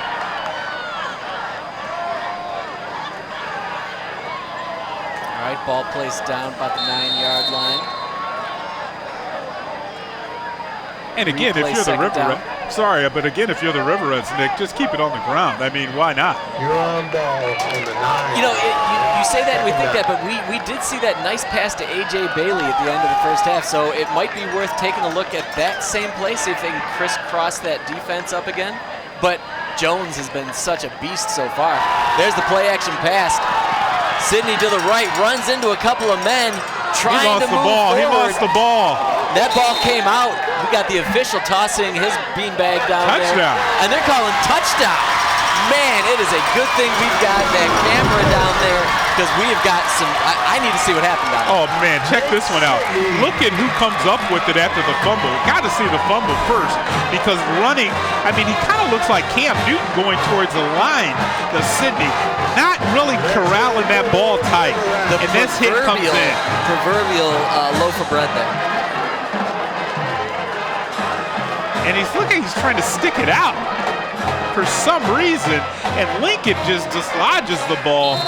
But look at who's right there, number 12. A.J. Bailey, man. Second touchdown on the night. Oh, he'll take that one. He'll take that one. Wow, what now, answer me this, Nick. Yeah. I didn't think you could fumble a ball forward in football. But will they say that it fumbled forward? Because Lincoln came in, knocked the ball seemingly down, and then the ball rolled after that? Yeah, but then if you recover it, you should go back to where you fumbled the ball, as opposed to getting forward progress. You are correct. So let's take a look at the fumble, and let's see where he fumbles the ball at, because it looks like he fumbled it about the 2-yard line. And then the ball hits the ground about the 1, and looks where it's recovered. It's recovered on the goal line. But on the way down, it went off a Skyline foot. It hit a Skyline foot and moved it towards the goal line, and that's where Bailey fell on the ball inside the end zone. I'm still not sure about that. I'm not either. Yeah, because I still think when you fumble the ball forward, it goes back to where you fumbled. And here, 2-point conversion. Santana Jones in, and that's 2, and a River Rat lead all of a sudden. Wow. 15 turn of events. Well, 15 unanswered points by the River Rat. You know, minutes going into halftime, Skyline would have had a commanding lead. Turn over the ball on a fumble, and the Rats capitalize and then double up by getting the ball and driving down on the first possession, second half. Well, just everything about this last 90 seconds in real time has just got to be heartbreaking for the Eagles. Definitely. Right? You feel like you've got a stop. They fumble the ball, but then touchdown seemingly out of nowhere. May or may not have been, should have been called that way. And then the 2-point conversion. It's on the scoreboard, so it's good. Exactly right. The Rats just running with this momentum. They're like, forget kicking the extra point. I mean, look at that. Look at that. They're dancing over there. Kona Ice Truck is probably empty at this point. Actually, some people are watching they're playing video games now in the River Rats tent. I would be on too. The sideline. They finally got something good to see, so now you got players over there under the tent looking at that big widescreen TV that all the alumni probably purchased. Alumni? Yeah, who would that be? They got the Kona Ice Truck in there, though. That's okay. Gotta have that. Ensuing kickoff now, picked up by the Eagles. That's an odd number back there picking it up. Who's that, 52? Yeah, I think it was Parker Miller that picked that one up. Well, he's a D-back. He wore number 20 last week. Maybe they just don't have number 20 in white jerseys because he's out there at 52 this week. Maybe he just feels like a 52 on the road. You just want to be a little bigger? Yeah. I like you. Yeah, a little wider. Why not? Okay. 6 yards. Yep, Parker Miller took that one up. It's probably, and look at, Miller comes up and he scoops it up and he does have some wheels. You can see him getting up the field pretty swiftly there. But you can just see that the River Rats are all jazzed, offensively, they defensively. Love it. They're rushing up to make those tackles now. Shelk there needs to quiet things down. And in typical Aiden Shelk fashion, picks up 6-7, and that's how you do it. Back to work for him. You know, he looks definitely like a running back because when he falls forward. Yeah. He explodes through that offensive line and attacks it. Great vision as well, too, as a runner. Yeah, I think that what you just said is exactly what's been the difference for him and this Eagles offense is that vision. Waiting for blocks, looking for the smallest of openings, and then capitalizing on those openings, whether it's between tackles, whether it's around the end. He's doing a really nice job of seeing the field. Handoff there, Tracy Lincoln, but he is gobbled up by the River Rats behind the line of scrimmage. Man, he is fortunate that ball did not pop out. It looked like Lincoln, while he got hit on the second time, had to re-grab that ball because it was just shuffling around. Let's take a quick look at this play as he comes out. Watch this hit come in here, right here, and that ball comes up a little bit out of Lincoln's hands. Well, and that's something that we've got to keep an eye on with Lincoln because he did put the ball on the turf a couple of times last week. And, it's not a knock on him when you're playing running back and getting all these touches and playing linebacker. You're playing almost every snap. You're going to get tired. It's not crazy to think that you might cough a ball up here or there. Big 3rd and 5 here coming up for the Eagles. Schelt rolls to his right, but he's got Hines. He finds him, hits him. Hines makes the catch, gets the first down, and then some. And the Eagles continue to move forward. Big 3rd down conversion. Man, the execution from the Eagles is like night and day from last week to this week, especially on the offense. They really must have spent some time on the offense. Watch the fake here from Shellick, really pulling the defense away from him. Gives him some time, and Hines just slid out of the backfield out there for a nice little just dime. Yeah, not crazy to think that Shell could be moving to his left or giving Tracy Lincoln the ball. So the fact that he could roll away and get a little misdirection from that defense, and then, like you said, just hit Hines nice and easy. Shell now looking left side, running all the way. No even conception of a pass. Bunch of flags down there, though. Man, sign that official up. Man, did he have an arm. He threw that one right in the back. Looks like that's definitely going to be a hold. He's going to come back, though, against the Eagles. Let's see if we can pick this one up. It's going to be coming in right at the bottom of the play. And I think that's Lincoln holding on, or was that Hines? I think that was Hines holding on. Yeah, Hines had a lot of jersey up top.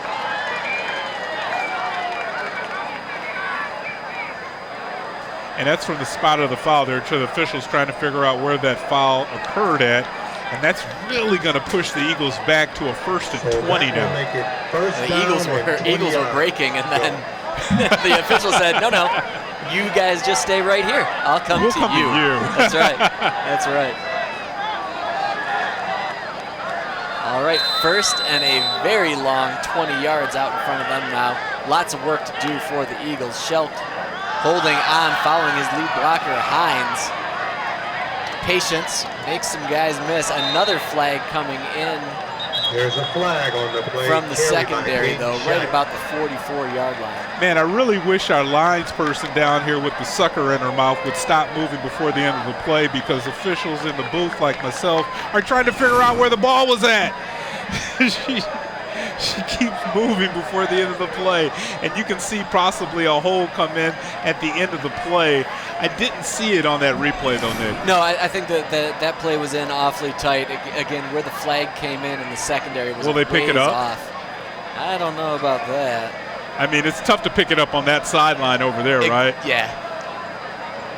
But much discussion. Yeah, get in there, talk it over, get it right, fellas. The official having a hard time holding on to the ball. How are these kids supposed to hold on to the ball? The official can't even hold on to the ball there. And there's that call. Yeah. Holding against Skyline. That'll march him back another 10 yards. That group back-to-back backs up penalties even out, more. Sharoni. And this is what we kind of saw last week with the Eagles. First half good, gave up 30 points to Bedford off of a bevy of mistakes. 3 and outs, fumbles. It just like they ran out of energy and focus. Yeah, I think that was exactly it last week, and you'd hate to see that again. But you're right. The energy was just dipped. They just seemed gas coming into that second half, which understandably so. Again, a smaller squad, and you've got a lot of dudes out there playing both sides of the ball. It's tough. Shelk, though, only from the offensive side, but you saw another flag coming in. He's going to turn the corner, makes some men miss, and man gets back to the original line of scrimmage. But that flag down there, just hold on. We're going to see what happens. It's cracking me up. But yes, it looks like that was going to be a false start on the defense. They're calling a false start on the offense? Wow, I thought that was on the defense. If we go back to that play, it looked like one of the defenders jumped in. We got to roll that back just a little bit more, guys. But it looks like one of the Huron defenders moves early. And is he pulled in there? I didn't see anybody. But I don't think he breaks. I don't think he breaks any plan. Yeah, I'm not sure who Another 5 yards. it was for Skyline. It might have been that wide out way up top, maybe. Because he was in front of the linesman, and you can see Coach Love over there working the lines judge. He's talking to him at the top of the screen, and he wants more penalties. Who moved? The running back in the back of the field. And that's why that official just nonchalantly chucks that flag down right at his feet. You're right. You're exactly right. First and about 28 yards. And that's a bummer for Shelk after picking up 10 yards. He's got just a ways to go. One more time. The Eagles got a ways to go to get to the the down marker for it to be just 1st and 10. Right. First and what? They're going to call it 22 from here. You can't run this ball. Shelk takes a couple steps back, waits for his man, tosses that one up into the middle to no one in particular. Nobody on his team in particular, anyway. Now I know why Shellick's running the ball all the time. That ball there should never have been thrown, because that was a turnover waiting to happen. This is a ball you eat, or at least try to use your wheels, because you've been outrunning a lot of people here. But who is he throwing it to? Well, and I'm just curious if he thought somebody was supposed to be cutting back there, because he threw it in there with a lot of confidence, and like you said, he had time. He was under duress, but nothing insane. Nothing. His feet were planted. He just threw that in there, and I don't know if he thought he saw someone going in there or someone was supposed to go in there, but yeah, not the play you want. Very fortunate for the Eagles that didn't get picked. Now here is a second and forever. You can't get a first down here, so try to get at least half of it so you can get yourself into third manageable or makeable. River Rat defense playing up, though. They're expecting a run, and they get what they're expecting. End around there by number 24, Silkworth there. And then that seemed like he was trying to jet sweep through there.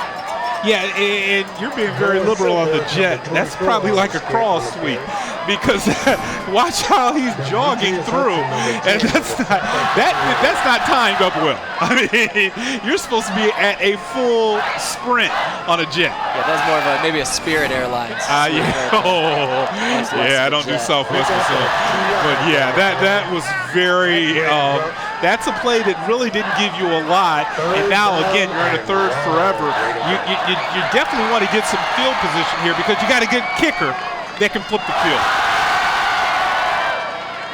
3rd and 25, also known as forever to go. Shelk now holds onto it, skips his way to the right. 2 men out in front of him before he chucks it downfield to Silkworth, who makes the catch and gets the first down. How about that? How long have we been asking for them to throw the ball up to the biggest kid out there on the field? And great job by Noah Silkworth. If we see it from a different angle, he slows down on the route, and then he took it upfield to get behind the Huron defender, Ashford. And great job by Shellick by putting that ball out deep for him to watch it.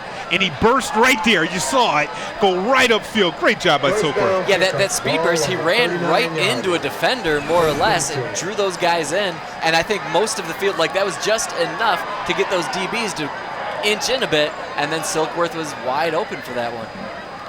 Now the Eagles can actually get their offense together. Shelk left side, tackled by 3 River Rats.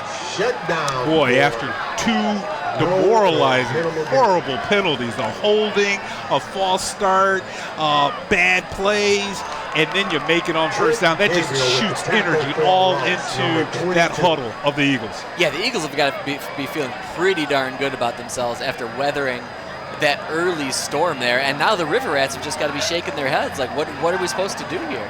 Yeah, because they thought they were going to get off the field, and here comes this Skyline Eagle attack downhill on them once again.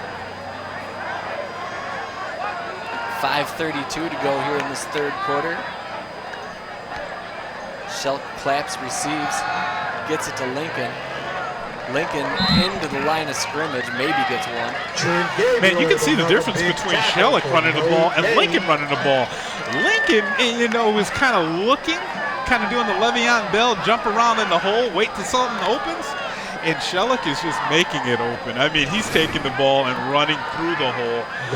And you can see this dancing through the hole, and that allowed the Huron defense just to collapse on Lincoln.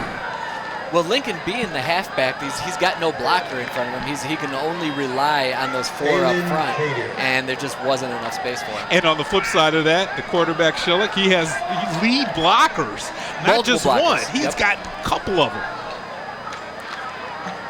Shelk one more time. Lincoln to his right. Lincoln goes to the left. Shelk looking for him the whole way. He's got a chance to toss it. Keeps it, though. Shakes off a tackle. Shakes off many tackles, pardon me. First down upcoming, although there is laundry on the field down around the line of scrimmage. Yeah, and that's all the way back on the 40. Is that going to be a sideline infraction? We've already had one. It looked like he was pointing, he had his arms out to the side like a sideline infraction. Let's see this call here from the official, because this could be big if it goes against the Eagles. Ouch. Holding on the Eagles to just erase a really beautiful play by Aiden Shelton on the Eagles offense. And man, they've just been out there so long. Timeout, I think that's Eagles, and that needs to happen. Oh, These definitely. kids need to go and take a couple of breaths. Yeah, you can see number 70 on the play there. Jalez, is that Omus? So after the penalty, Yeah, right there, Omus right there. He got a good chunk of the jersey of the River Rat player. And like you said, I agree with this timeout. Give your players a break on your offense. Your offensive line has been doing a great job. Yeah, the offensive line's been doing a great job, but this has just been such an uphill battle for the Eagles, and to their own detriment, I mean, obviously. But man, it seems like, I mean, they've put together almost 80 yards in total offense, but they just got to keep getting up there. Yeah, and the time of possession, I would think, would lean on the Eagles side tonight as well. They're doing a great job of ball possession, just like all our fans are doing a great job of following us on our social media. I love the way that you keep getting the X and the Twitter backwards or forwards, I'm not sure, but we have a bevy of social media for folks to check us out. I'm an IG fan myself. And the same, especially with the Instagram here for CTN and Arbor Game of the Week. They do just a great job of showing the behind the scenes, showing the setup, what's going on in the truck, what's happening before the game, after the game. Great insight into what's going on with that team. All right, 3rd and 21. Familiar territory for the Eagles. Right, again on the same drive. Shelk rolls right. He's looking deep. He's looking for Silkworth. Shakes one man, but he just Silkworth is double covered down in the secondary. Smart play there by the River Rats. They were just about to get a penalty. It looks like they were trying to tackle him on the sideline there. But good coverage downfield there from the River Rats this time. Silkworth tried to get beyond the defender. That time, he stuck with him. And that's man coverage out there, no zone. 5 yards on the play. Yeah, man coverage, exactly. They had Silkworth covered nicely. Shelks wanted him down there once again, but no go. And that'll bring up 4th down. And 22, Trent Gabriel for Huron had some kind of wrap on that arm too, as he was tackling. Yeah, he's got that sliders mitt or whatever's going on down there. Yeah, tough to hold on to a ball, but not necessary. You just got to punch it out with that guy. Upcoming punt here for the Eagles. High punt. That one's going to hit turf and then bounce back. River Rat bounce big time. And the ball takes a River Rat bounce and winds up around the 30-yard line. 1st and 10 for the River Rats. Huge stop there for the River Rats, but I don't know if it was the defense or if it was Skyline really just shooting himself in the foot because, you know, like you said, back-to-back third forever. You can make it once, but, you know, trying to dial it up to back-to-back times, that's a tough call. No, you can't keep expecting those miracles to happen. And now, once again, the River Rat faithful really getting into it, and these rats down on the field are going to be feeding off of their classmates, their very tropical classmates, up in the grandstands. Yeah, and it's all led by a massive band they got over there. They're doing a great job of, you know, pumping up the crowd. That's what a marching band is for. Last year or a couple of years ago, I looked over and I was seeing the marching band leave before the end of the game. QB keeper on the inside. Sidney falls forward. He's got a solid 6-7 yards there. Oh, maybe even more than that from this angle. You're right. That's a first down where that came in. That'll be 1st and 10 after that run by Nate. 1st and 10 upcoming for the Rats. Yeah, and just watch Sidney just here weave his way through the middle of the defense and not giving someone a real good angle to attack him. Yeah, that momentum carried him ahead a solid 3-4 yards. Oh, wow. Looks like Moss hurt his knee on that. Looks like he was grabbing it. Gets up off the play, but you saw him on the ground there grab at his knee, and man, the Rats can ill afford to lose him because he's been a spark plug out of that backfield. Yeah, especially the second half. That first drive of the second half, it was all Jones. 3:35 to go here in this third quarter. As usual, thank you for taking the time to check out CTN Sports Game of the Week. You're seeing a good one tonight. Yeah, and you saw the discipline by the Eagles right there. Hard snap count, no one jumped. Love it. Sidney now off to his left. Hesitates, picks up a few before he runs into the scrum. So many of these big gang tackles tonight, Kevin. Yeah, and you know why? It's because one guy grabs and then the other team comes in. That looks like Silkworth was jawing with Sidney on that play there. And with the score being as close as it is now, why not? Well, and that's maybe part of it too. Is like if you are going to talk a little smack, you're going to pump yourself up. Maybe you pump your teammates up, and you get everybody involved that way. Huron's really cleaned up some of those bad snaps we saw in the first half.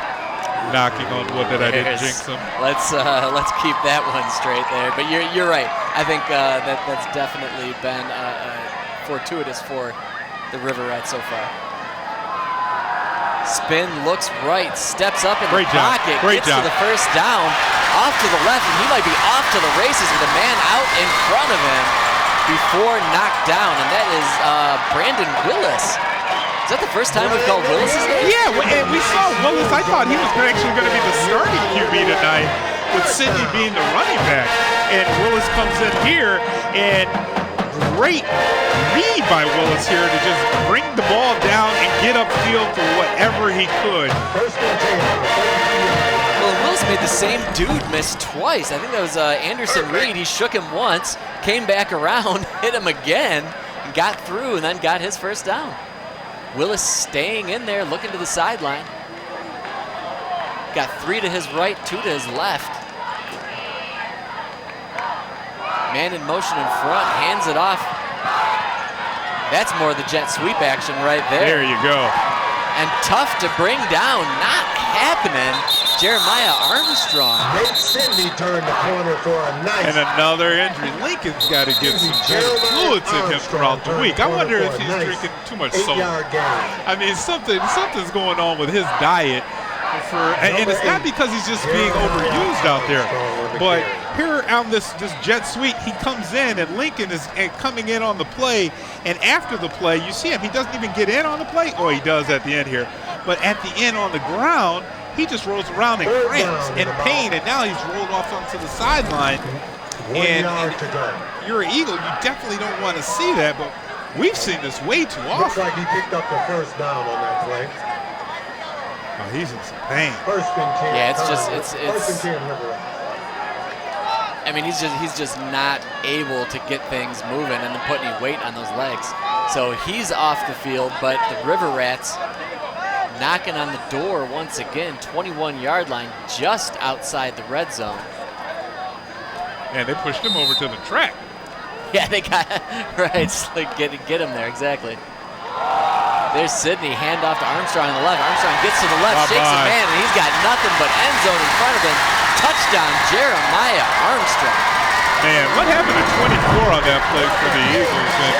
And I think that's Silkworth, because he's rolling down on the ground, and did he take a block at the back? I mean, it looks like his left side was attacked. Great run there, though, for the Riverettes to find the end zone. Silkworth is the one that comes up, and it looks like he fell on his knee awkwardly, but just that burst to the end zone there by Armstrong, nobody was going to lay a finger on. Riverettes up 21-14. Look like they're going to kick the extra point on this one. Indeed they do, and that's a good 8-point lead now.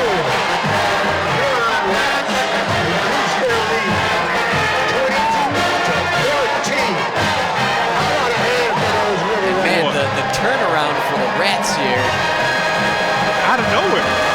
Really out of nowhere. I mean, on that last drive, Skyline has the ball, moving the ball, and it just, flick of a switch. Here comes the Rats. And it was off of the punt. So, I mean, the Rats' defense led to their offense. Really, the punt return got people excited. Band gets going, pumps up the crowd, the offense before they come out, and then just a couple real good runs. Actually, Coach Love brings in a second quarterback, throws in a wrench to the program, and that kind of fooled that defense. Yeah, and I think that's exactly it. It's nice to have all those weapons out there. I mean, both of these teams have so many different places to go, but it just a fresh set of legs here in the second half has really done it for the Rats. Oh, that ball's dangerous. Right, just hit and rolled back like a 9-iron in there. Noel Silkworth, number 11, covered it for Skyline. Not really. 17 was the player that actually came in, and that's Joe Green that slid on the ball. And he actually looked like he injured himself sliding on the ball too. I don't know if he fell on it. Yeah, he might have come down awkward, or that ball might have just popped up on him in a way he wasn't expecting or wasn't prepared for. And now it's on the Eagles to. Still a one-score game. It's still a one-score game. They're only down by 8, but it just feels like they're down by so much more than that. That momentum, yeah. It just feels like they haven't been able to move the ball. I mean, they haven't been able to, but so they need to put together a drive here. Shelk takes and looks left. You know, I will say this about halftime adjustments on the defensive end for the River Rats. They're making tackles up front a lot better than they did in the first half. A lot of missed tackles in the first half. Yes. And that they were leading to bigger plays. And really, missed tackles and just being out of position. I'm trying to look on the sideline. I don't see a 22 on the sideline for the Eagles.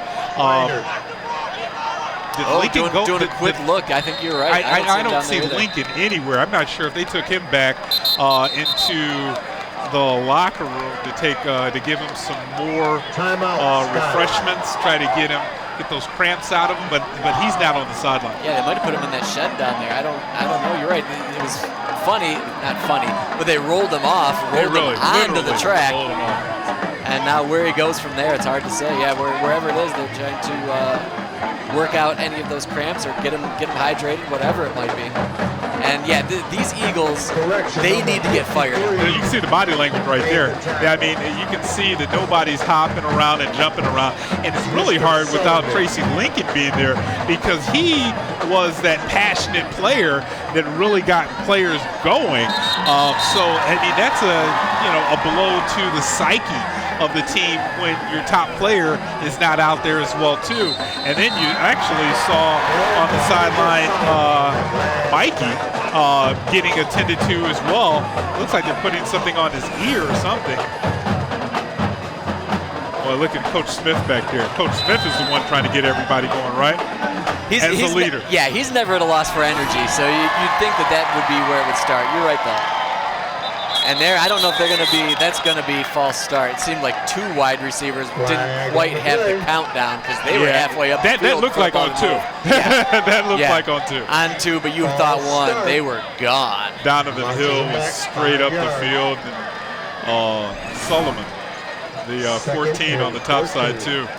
Yeah, they went on the clap, and they should not have been going on the clap. Let's not get Stagner out of there as well, too. Got to spread the love on the bad news. Yeah, misery loves company, and man, the Eagles' offense has seen some misery this They've been going half. backwards in the second half. They've been behind the chains every possession. Shelk now, quick release out there. Nice, yeah, really nice play to get out there quick. Maybe get the Rats on their heels a little bit. Well, if you're going to be off the ball 12, 15 yards as a defender, if I am a receiver, just run into a hitch. You just stop in front of them, and that's exactly what that play was, a nice little hitch pass. And Brandon Willis is down. Looks like a Huron player now is down. Yeah, bent over there. Curious to see what happened on that, because this looks like more than a cramp. He looks like he's in genuine pain. Yeah, that's the sign of I can't breathe. Did he get hit below the belt or something? Yeah, might have got the wind knocked out of him. Same thing. Maybe the ball, he fell on the ball wrong, or a player tumbled on top of him. The way he's hopping off of there, it looks like he twisted an ankle, and that's John Taylor, junior DB. Yeah, but that last play for the Eagles, really liked it. Really liked it coming off. Loved it. I mean, and the pass play, and you can see him right here. He gets his ankle rolled up on 13 for the Riverettes. He has an entire leg rolled up on there by Hill. Not a great feeling. Not a great feeling. All right, 3rd and short upcoming now for the Eagles. 4 yards to go after that quick pass play. I like this. I like this. Shelk to the outside, cuts back in. Rumbling, bumbling forward to the 40. First down, Skyline Eagles. Only 20 seconds to go here in this 3rd quarter. And I really like that play because on that rollout, there was an opportunity to RPO it. And Shellick just read it and said, I can get the first down because that's what was really important. First and 10 for Skyline. 11 seconds to go. Eagles are going up like they want to play the line of scrimmage, but they're looking over the sideline. It's a race against time here. I don't think so. Yeah, I think Coach Broderick Smith said, nah, we'll just go ahead and take this one into the 4th quarter. Everybody gets a few extra breaths here. Throw those 4 fingers in the air. Exactly right. And that will do it for the 3rd quarter, but anything can happen. You never know what 4th quarter will bring here on CTN Sports Game of the Week. 14.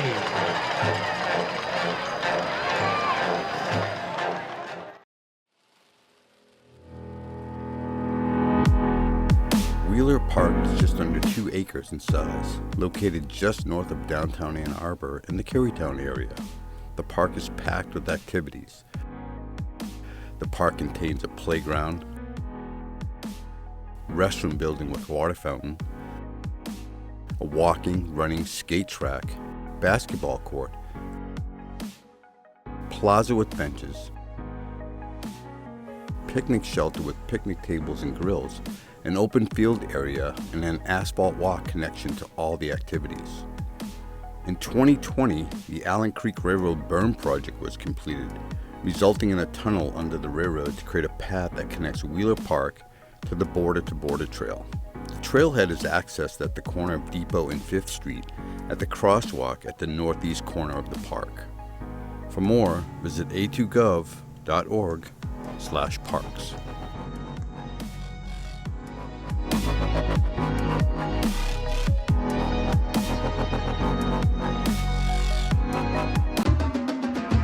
Hello, my name is Andre Anderson, and I'm the police chief of the Ann Arbor Police Department.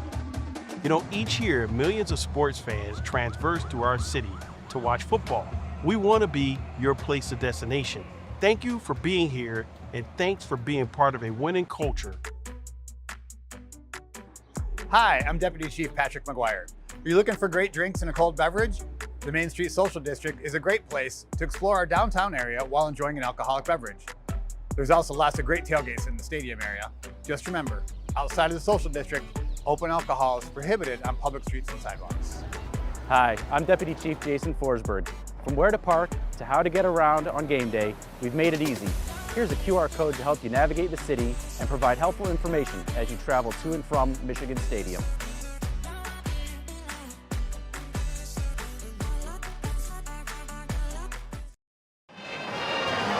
Riverbank Stadium, Sweet Caroline down in the grandstand, and an 8-point lead for your Rats, Kevin Bryant. I love it. Just don't love the song because it's stuck to another school. That school down south. Shelk now coming out first play. Runs right, picks up maybe one. And Nick, to pick up off your point on the tackling of the Riverettes, that play was really made by number 9 on that play, Jaden Behrens, because he comes in and he cuts off the outside angle and makes Shellick just turn the ball upfield where there's more Riverettes to help out. Yeah, right you are. And you know, I don't know, just coming out of the quarter, I was hoping for another quick pass play or something else a little bit more interesting, a little bit more dynamic. Maybe that's just selfish of me being up here. But yeah, we'll see what the Eagles continue to do here offensively. Shelk spins looking for a man, finds his guy, hits him. Hines now, and he's going to be short of the first down, but still very manageable third down upcoming for Skyline. Schiller got hit late after the play. He's talking to the official. I think he's, politicking for a flag there, and the official just kind of shook his head. Let's take a look on this pass. After Schiller passes it, there was a defender closing in on him, and I think he laid some wood on him after the play. Great pass, though. Nice touch to Hines. Can I say that? Yeah, Schalk definitely has that play in his playbook, that on the run, just nice little swing pass yes. And he's really good at hitting guys on the move, like as they're moving them where they're going, yes, not where they're at. Right. Exactly. So clearly that's something that they're working on Monday through Thursday, and they're seeing the fruits of it on a Friday night. Schalk now runs 2 blockers out in front of him, hits his own dude. Is that Tracy Lincoln back out there now? Yeah, I do see a deuce out there. That's great to see for the Eagles. Unfortunately, that's going to bring up a 4th and 3, though. Triumphant, mysterious return for Tracy Lincoln, but he's back out there, and yeah, like you said, 4th and about 4? Yeah, I'd say 4. And this is, you got to make it here. You're going for it, so you're not playing field position.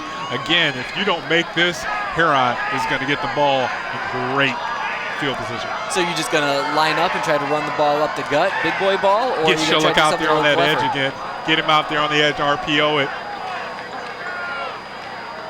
That said, this is a wide formation. He's got 4 men out there, and he throws that one up into the corner, goes down for it. No go, though. Is that Lincoln or is that Silkworth? I think that was Silkworth on it. He had his fingers on the ball. He just couldn't corral it. Not a big fan of the throw either. A lot of error on it. Looks like it could have been thrown with a little bit more zip. Silkworth should have come down with it because it hit both hands. But again, the pass wasn't a great pass. No, not a great pass, but like you said, Silkworth got down there. Both hands were on it. It was in the general breadbasket area. Not an easy reception, but a reception that you're going to want to make as a #1 wide receiver. And the band and the faithful are loving it now. They are feeling this momentum. It's palpable here in the stadium. And like I was saying, you turn over on downs. Now Huron's getting the ball in plus territory, in Eagles territory. And they're more than happy to just keep running the ball. They've been doing it all night. Fake option there off to the right-hand side. Whoa! Lincoln got a horse collar on. So that's Jackson there, ended up with the ball. They definitely got to get Lincoln back out of the play because he was the one that came in and had that tackle. And I think that was just the worst horse collar I've seen in a long time. Look at this. Look at that.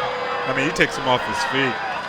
Well, I mean, he got his hand in there initially, and it just seemed like either he didn't let go or couldn't let go, possibly. I want to go with the latter because I was saying last week how sticky his gloves were. And his gloves just get on someone, and it's just like that plastic stuff that you're trying to peel away, and it's just sticky.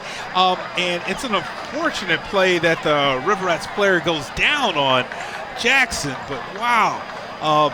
That 15 yards is going to really help out the River Rats. Yeah, that's a killer for the Eagles, and just they're going to call the unnecessary roughness on that one. 15-yard penalty. But this second half, the penalties have just destroyed everything that the Eagles have had going for them. First offensively, and now possibly defensively.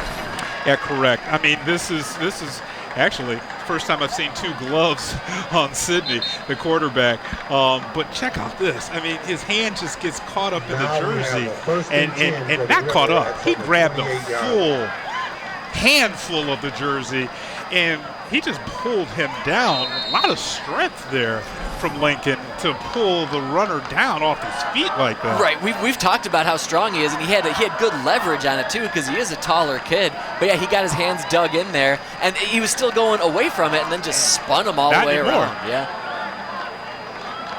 Huron now 1st and 10, scrimmaging from their 28. Some nice offensive plays, and then benefiting from that penalty. Up the gut, Santana Jones splits 2 men, makes another man miss. And some more just for a cherry on top. First down and then some. Santana Jones. Yeah, Jones, that run after first contact has to be high tonight because he gets into somebody and he just keeps those legs churning. And Huron's really now going back and forth with the quarterback. Willis now in the game. Yeah, Jones got the proper amount of electrolytes at halftime because he came out here in the second half just on fire. That's Willis again, making some men miss. Finds a man, catch, keeps it in. B.J. White, touchdown, River Rats. Smart. That's play calling right there, right? It really is. It's just all these new players in there, guys whose names we haven't been calling and making a play in a great way. Yeah, that's exactly right. And Willis, I mean, as the QB, look at how he takes his time on this throw. He got his head around, and there's just nobody in the vicinity of White back there. And that just cleared out the entire sideline for the Eagles. The Eagles faithful said, "I'm out of here" after that TD. Yeah, they might be trying to beat the traffic out on Geddes right now. Great job. He said, "I'm open, homie," downfield, threw the hand up, and yeah, great catch there. Just great heads up play, great awareness by Willis to shake those players, step up in the pocket, and make that pass out to White. And great job by White being aware of where he was in the end zone to make that catch, stay in bounds, and now he's got 6. And that's usually one of the hardest catches to make is when you're wide open. Nobody around you. It's probably quiet in his helmet. He can't hear the band, and all he can say is, "Don't drop rock." Yeah, that ball's up in the air forever. You're exactly right, and you're just, like you said, alone with your thoughts. I better catch this. Yeah. And that's going to be something we hadn't seen all night. Yeah, Huron was out of position on the extra replay. Man, they're dancing in the huddle right there, right? They're feeling good about themselves. Feeling great. They're feeling great about themselves. 28 unanswered. All the momentum in the world. And then the Eagles have got to just get their nose to the grindstone and get back at this. But more importantly, they got to clean things up. Yeah, I think you're right about that. It was the first half, a lot of good play, a lot of good action, and then in the second half, it just looked like everything fell apart for the Eagles. Penalties, bad field possession, injuries. It just wasn't going their way the second half. If you tuned in at the beginning of the broadcast and you're sticking around for the end, wow. Thank you. But wow, the game just turned on its head after the first touchdown by the Rats. Yeah, if you're sticking around this deep into the broadcast, I'm going to go ahead and assume you're probably not a Skyline fan or a Skyline faithful at this point because things are feeling real bad for you right now. Another 2-point conversion for the River Rats. Completely off guard are the Eagles, and that's 2 more for the Rats. Yeah, and you can see Silkworth was upset as he's walking off the field. But just a great play there by the River Rats. It just, I can't say enough about Coach Love's squad. Yeah, dare I say the Rat route is on right now. Yeah, and I mentioned the Rat route of the last 4 years, 121-7. And for the way the Eagles came out, kudos to them. But look at this. Wide open. Yeah. That's the definition. That's almost like a swinging gate where, you put one player out there, nobody was guarding him. Yeah, and I think that clearly just caught everybody on the Eagles sideline off guard. They didn't think that was going to happen, or there was just miscommunication on where players needed to be. Well, Huron's got to, we've been talking about opening up playbooks. That's exactly what the Rats have done here in the second half. Multiple players coming in, multiple formations. We're talking about the tight formation they were running out of, and then they started to throw the ball downfield. Yeah, this looks like a completely different offense. Completely different offense. And I'm curious if that was by design. I was thinking the same thing. Run. And let's see what we can do. There's your WWE tackle right there. There's the belly-to-belly suplex. Oh, there's a little extra pushing after the play, too, because there's some talking going on down there in the field. The officials need to get in there. Great job by the Rats team getting in there. Who's that, 22? Yep, Trent Gabriel. And you said the officials need to get in there, but your own dudes need to get in there. Got to calm you down. Yeah, and here's the kickoff. And it was easy tackle there, and it looked like number 5, Raheem Denard. And it looked like he got injured on the play because he's still on the ground. He got up a little bit slow. Now he makes it to the sideline. Well, being in that position, he probably doesn't take a ton of hits, and he got one pretty good, That was a good hit for his money's worth. Yeah, 8:24 to go, and the rat route continues. 30 unanswered points, and this is a chance for the Eagles to, I mean, you've just got to have a clean series right here, right? No penalties, no miscues.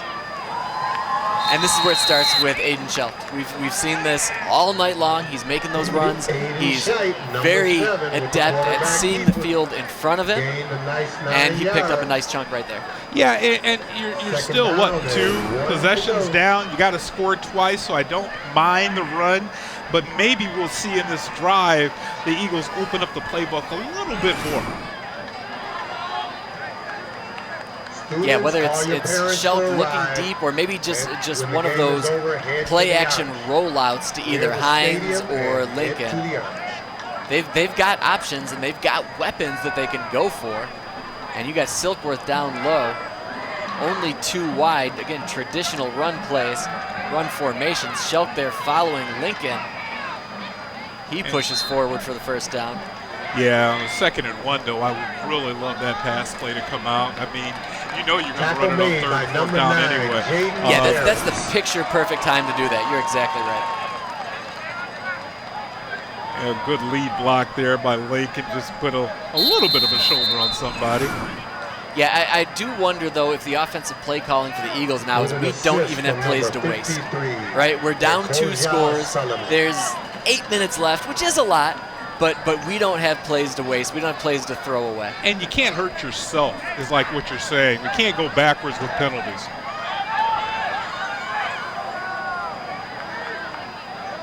All right, Eagles creeping up on that 50-yard line. Schelt hand off to Tracy Lincoln. Lincoln wisely stutter steps, waits before he's brought down into the chain gang. We gotta let that chain gang know. You gotta drop it, buddy. See, he's got to see the replay because he's hurt a player by holding the chain gang up. Holding tight, exactly. Holding on to the chain. You got in the hat there. He's looking back at the player that is hurt. That's on you. Because if he drops the chain, then he has nothing to run into. Watch Lincoln. As he's coming to the sideline here, the chain gang crew, he's got his hand in his pocket nonchalantly. And look at that. At least his hat stayed on his head, though. I mean, you got to be cool. Yeah, he still looks good. And then and now he's fixing the chain on the sideline because he didn't drop it. So and another cramp there. Is that Lincoln or is that Hines cramping again? Yeah, but look at the chain gang guy. He's got to fix his chain because he broke it. Not ideal. Those things ain't cheap, Kevin Bryant. No, man. I mean, the alumni might have to pay for that. I was just going to say that the alumni is going to get a letter next week. Dearest alumni, we appreciate everything that you do for us and all the support you give. But we could really use some new chains, please.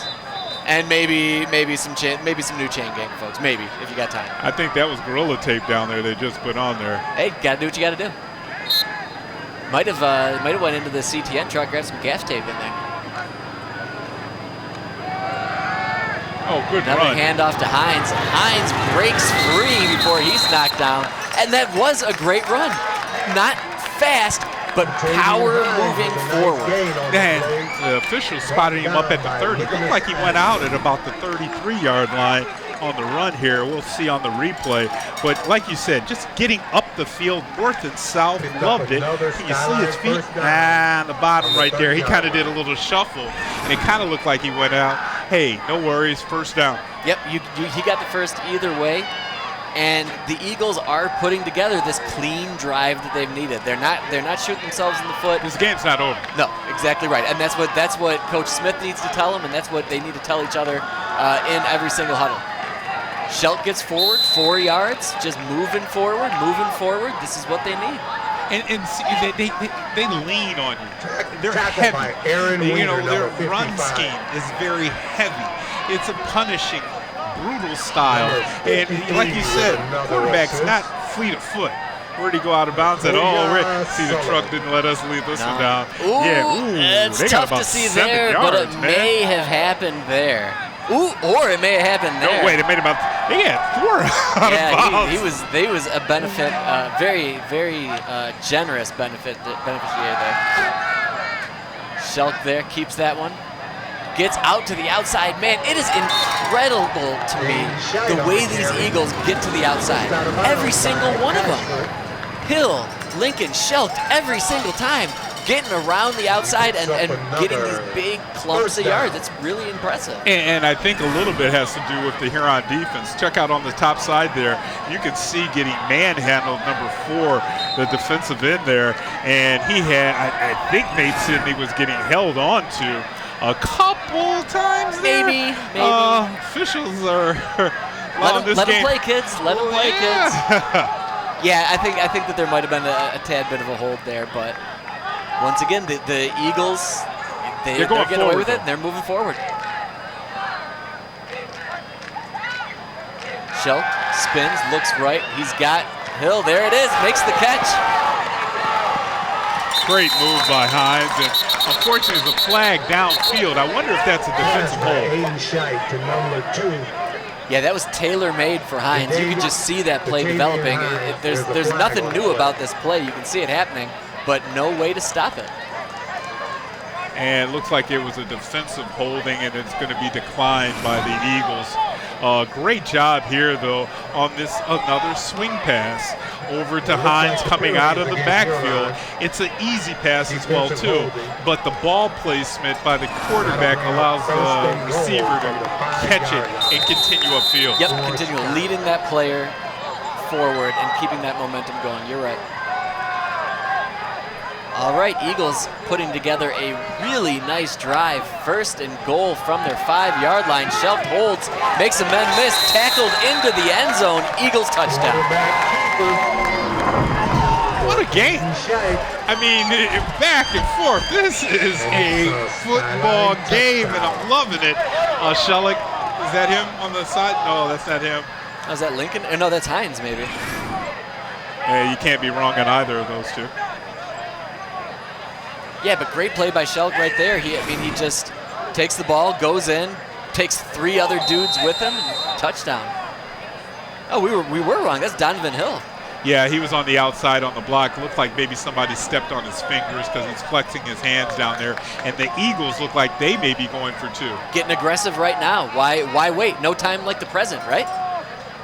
They feel like they've got some momentum going. They've made good things happen on this drive, and they're going to try to press their luck. The 2-point conversion upcoming here. Shelk holds, takes a step back, waits for his blocker, but maybe.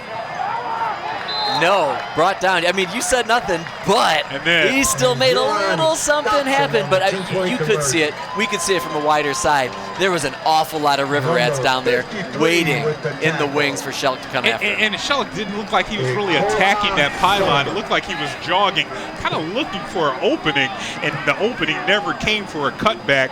He decided to go north and south, and that's just where the line of Rats just came in and stopped him. Yeah, I mean, he was waiting for his lead blocker, and he got a block up front, but that guy wasn't going to block 5 different dudes. He could take out 1, maybe 2, but there were a lot of River Rats over there waiting for that outside tackle. So strategy for you, Nick. Do you like putting, because your defense has been stopping the Rats, would you like an onside kick here? You need the ball twice, right? You're exactly right. You're down 10. You're down 10. You've just put together a really nice drive. I don't see why not. Give it a ride.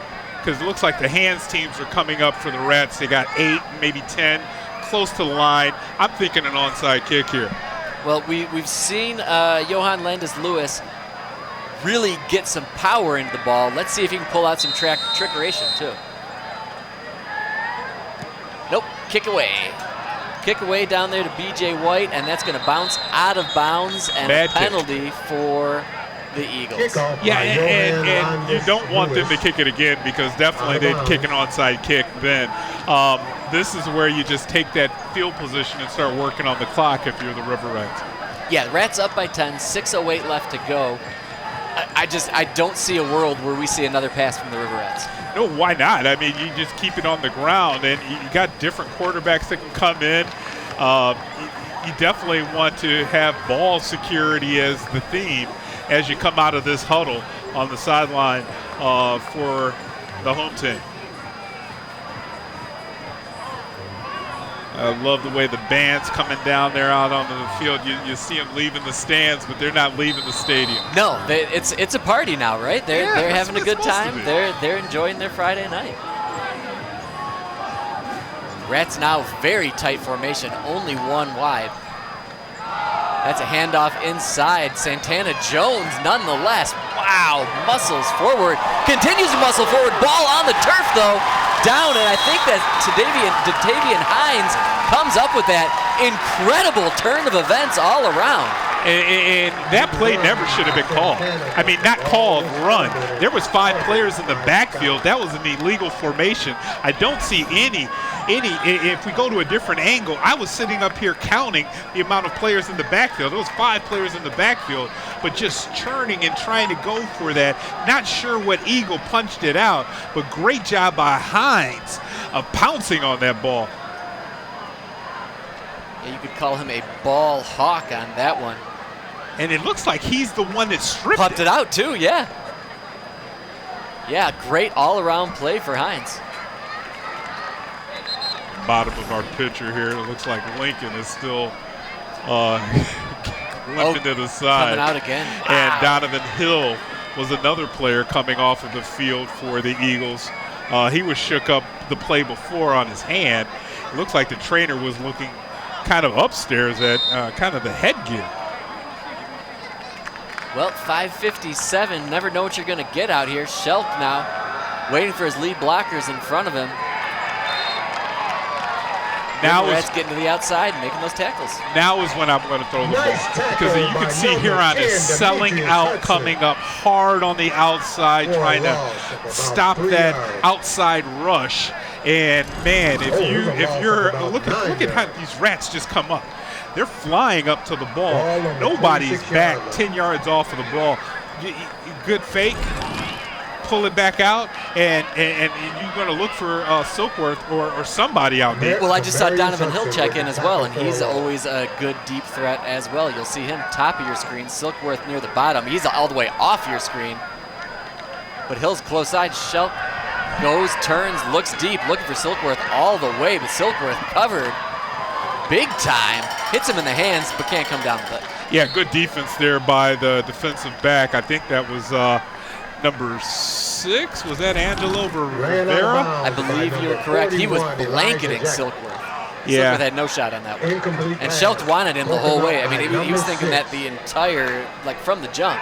Angelo Rivera. And in that play, Silkworth was going upfield. That's a tough pass, but you definitely want to give him an opportunity to catch it downfield. Because 2 things can happen. You can get a reception, or you might get some laundry dropped up on the field too, because Silkworth is such a big target. Yep, can't hurt. 5:04 as the classic scoreboard says. Another third and forever. I mean, this has been the story of the Eagles' second half right there. Shelk 1 man behind him, 4 wide. Looking in there to Donovan Hill, but came up short there. I wonder if something with his elbow didn't look or feel the right. Snap came in high, yeah. and it didn't look like he corralled it right after the top. Watch this. The snap comes in very high. That'll bring up 4th down And it never looks like he took the time to really set the ball. And that was not one of the prettier passes we've seen all night long.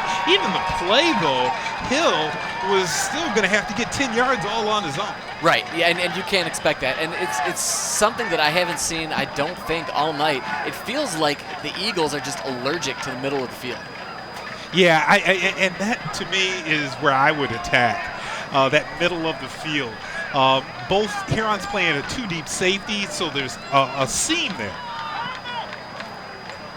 Punt away for the Eagles. Bounced up and corralled by Charlie Bashar. And now the Rats go back Ball to it, down on the and 50 by number I'll be 10, very Charlie interested to see Bishop. what formation they come out in, Uh-huh. and then what play they're going to run. I want to see the third thing. 2 hands on the ball. Well, there's I that. mean, I feel like that goes hands without on saying the at this ball. point. It goes without saying, but these are 17, 18-year-olds say it. And Coach Love has a big playbook. We've been talking about it. So he definitely can, dial up a set that can get a couple first downs to end this game. The only thing that can really hurt you is that turnover. Yeah, and we saw it on the last drive, first play. So, yeah, it's going to be on them to have that ball control, but it'll be interesting to see how they attack and try to run this clock out, 4:54 to go.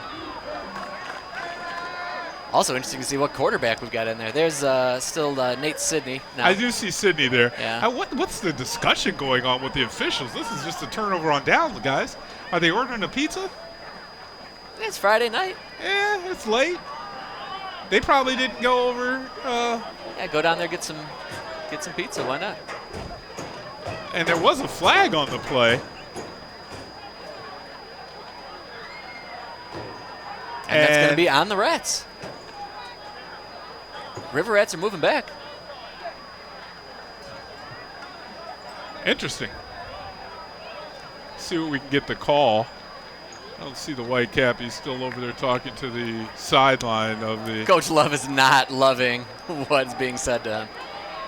We can pretty confidently say he did not agree with that. Did he call holding?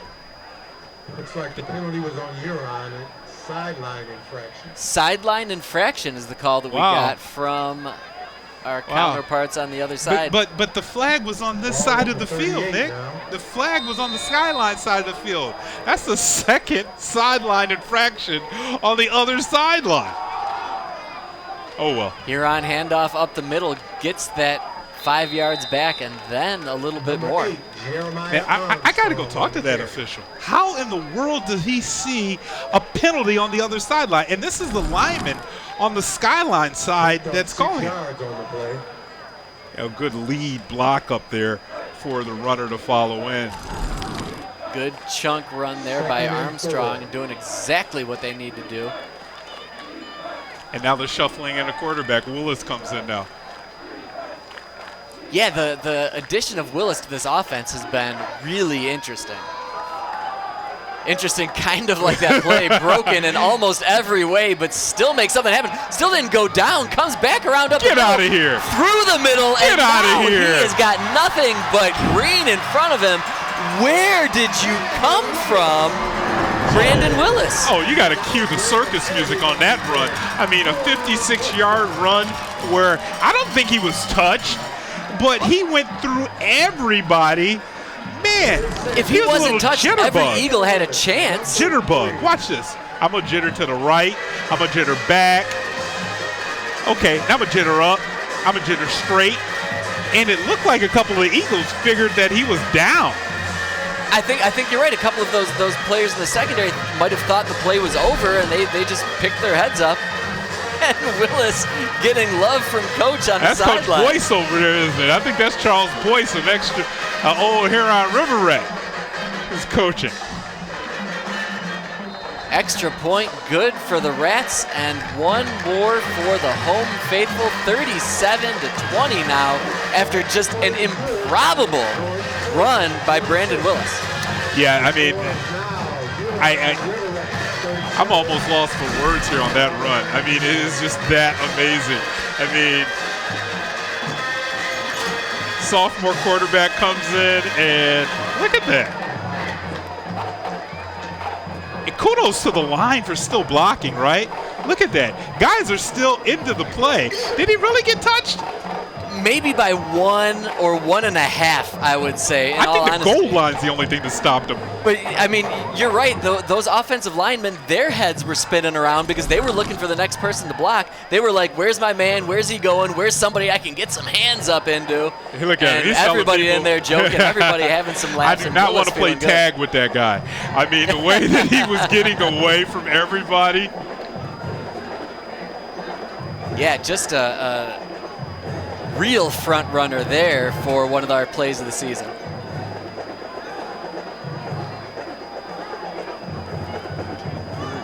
5. It looks like we're missing one player.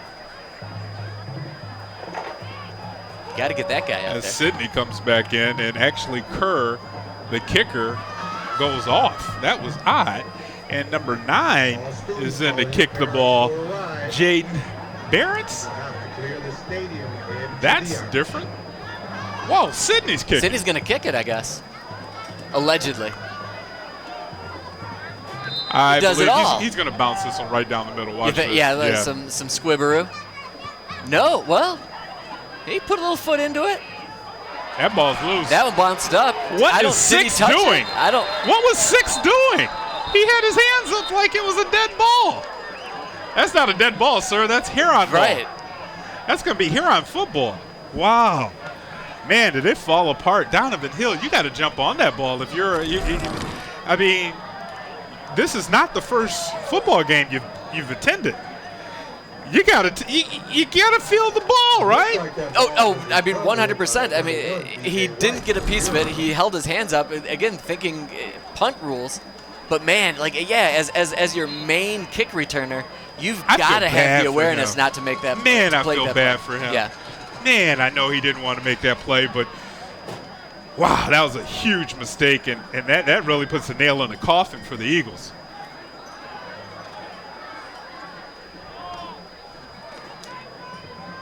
And that ball was trouble when it hit the Yes. ground. Yes. I mean, when it wasn't fielded in the air, it hit the ground. It's getting kind of cool out now. The ball's maybe a little slick.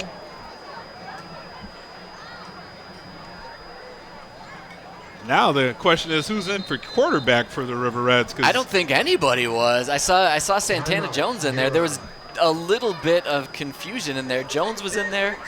It looked like Demarius Hudson was in there as well, too, on the backfield 11. I mean, maybe. Why not? Maybe try something else different. Coach Love looks a little bit more happy now. He's Yeah, smiling. yeah. You know, I feel good now. Yeah, that was this a good conversation's a little different than the last one. Yeah, it's mostly all Huron here in the second half, and of course everybody's happy. The band is feeling good. Those players in the huddle dancing around a little bit. We've seen some just exceptional play down there. Yeah, and if we looked at the sideline for the Skyline Eagles, 2 players are on the bench, and one of them is the quarterback and the other one's the running back. I mean, these 2 kids, you got to pan down guys on the other bench, and we'll see the two players right there. You got your quarterback, you got your running back. And they played their hearts out tonight. A lot of injuries, though. This second half has just not been fun for the Eagles. No, not the second half that I'm sure the Eagles envisioned when they were going into halftime about an hour ago. Bratz there, pulled that one in. Tries to spin away 17. Yeah, you said Jeremiah Johnson now. Just, again, another look. I mean, they have the athletes, right? They just athlete after athlete come in. And, of course, they're not in any hurry now. And this is where you just lean on that running game. Yeah, next man up situation for the River Rats. Everybody gets a chance to get in there and make a play, make a name for themselves, maybe get a shot at key player. Yeah, get your name on that score sheet, too. Yeah, never hurts. Handoff Santana Jones. Jones has been the one constant workhorse for this Huron team. Yeah, and the steps that Jones takes when he gets the ball, they're lightning. He's fast. I like the way he gets it, and he attacks the offensive line. Yeah, he's been especially electric here in the second half. You know who's always electric in the second half and the first half? CTN crew. That is correct. I'd like to thank everybody that makes this broadcast possible and does such an amazing job. Out on camera tonight, we've got Katsumi Tim Nagai, Ken Simpson, Mike Subreddit Koski out there as well. In the truck on audio replay, we've got Rich Mitch Mazer and, of course, Rob the Boss Cross. I'm Nick Wisniewski along with Kevin the Mayor Bryant. Thank you so much for checking us out here. Ooh. Players just falling on that River Rat. Big players, big guys falling down on them too. Not your little dudes, big ones.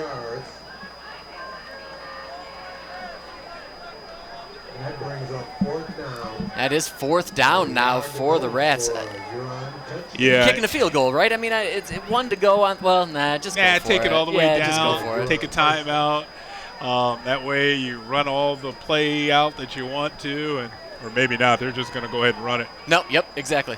Keep the rhythm going. No time like the present. Arrow Ball on the turf. It looked recovered. like it slipped through the hands. All over to Skyline, 1st and 10. Nonetheless, that'll be the 1st down for the Eagles. 2 minutes and 12 seconds remaining in this game.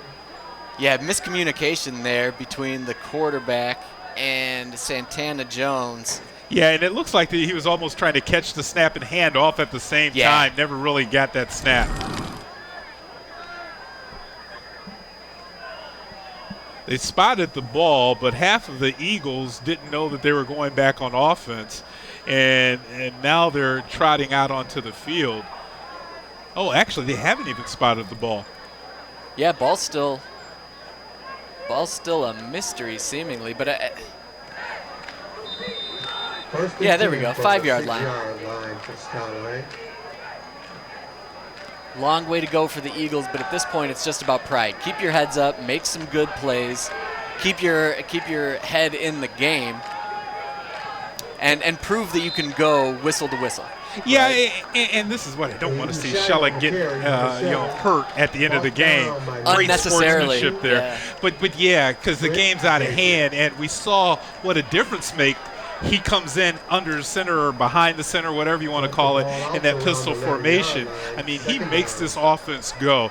And actually, this is an opportunity to try a different QB. Give him some reps. You know, when the game's out of line, you might not have this quarterback in. Sure came in last week and did a good job. Get him some snaps. Yeah, sure. And we saw another one of their, was it Skadsom also out there? Came out there, made some throws, made some tosses, proved what he could do. And this is where you need some passing. Yeah, I mean, because right now you're just piling on the hits to your number one back.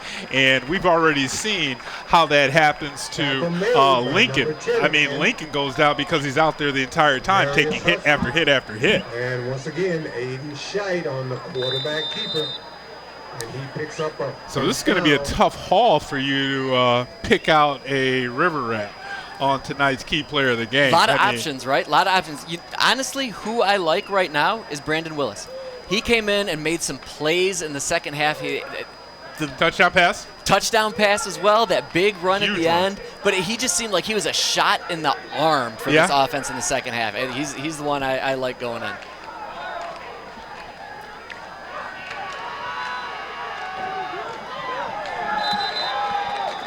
And that's what happens sometimes when you bring in a new quarterback. Alex Bravik, number 19, was sacked. Huge sack on the play there. You can see that. Elijah Johnson for the River Rats, number 41. And now that clock is just going back. Let's take a quick look at that play here coming in and see. Also 11 yards. And that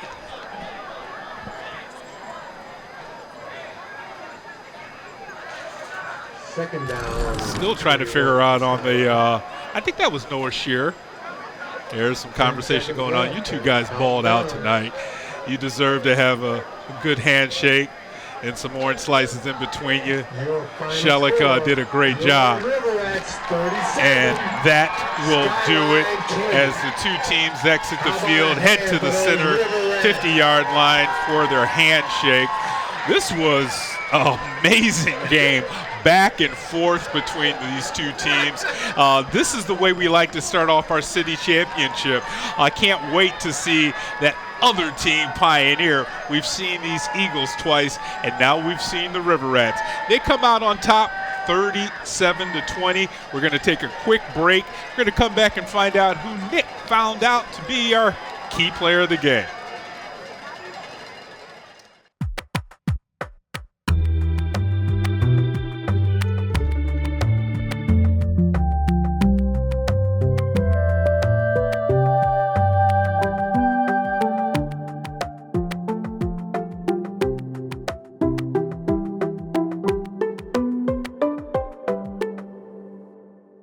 player of the game. You were a shot in the arm in the second half. This was a total team win. Tell me about how things turned after halftime. Well, we just talked about it in the locker room that we had to come together as a team. First half was over. We just had to come out 0-0 and play together. Now, of course, I'm going to ask you about that run. And what were you seeing, and how did your teammates make that happen for you as well? Well, I turned the wrong way to hand the ball off, and I just had to make something out of it. My teammates, they were on board. They just knew something was wrong, so they just turned around and blocked for me. And I appreciate them for that. And then, I just did my thing and took off. An honest man, which is exactly what you want down here, but a hard worker throughout. Great team victory. Thank you, sir. Congratulations. Kev, back to you, man. Thank you for our key player of the game. Great run. Almost a better interview from Brandon Willis. Man, the Huron Rats, they are going to have their schedule turned up for the next 2 weeks. Next week, they're going to go up on the road against Dexter before they will host Saline here in 2 weeks. So for everybody on our CTN staff, I am Kevin Bryant. Thank you for watching. We'll see you again here soon.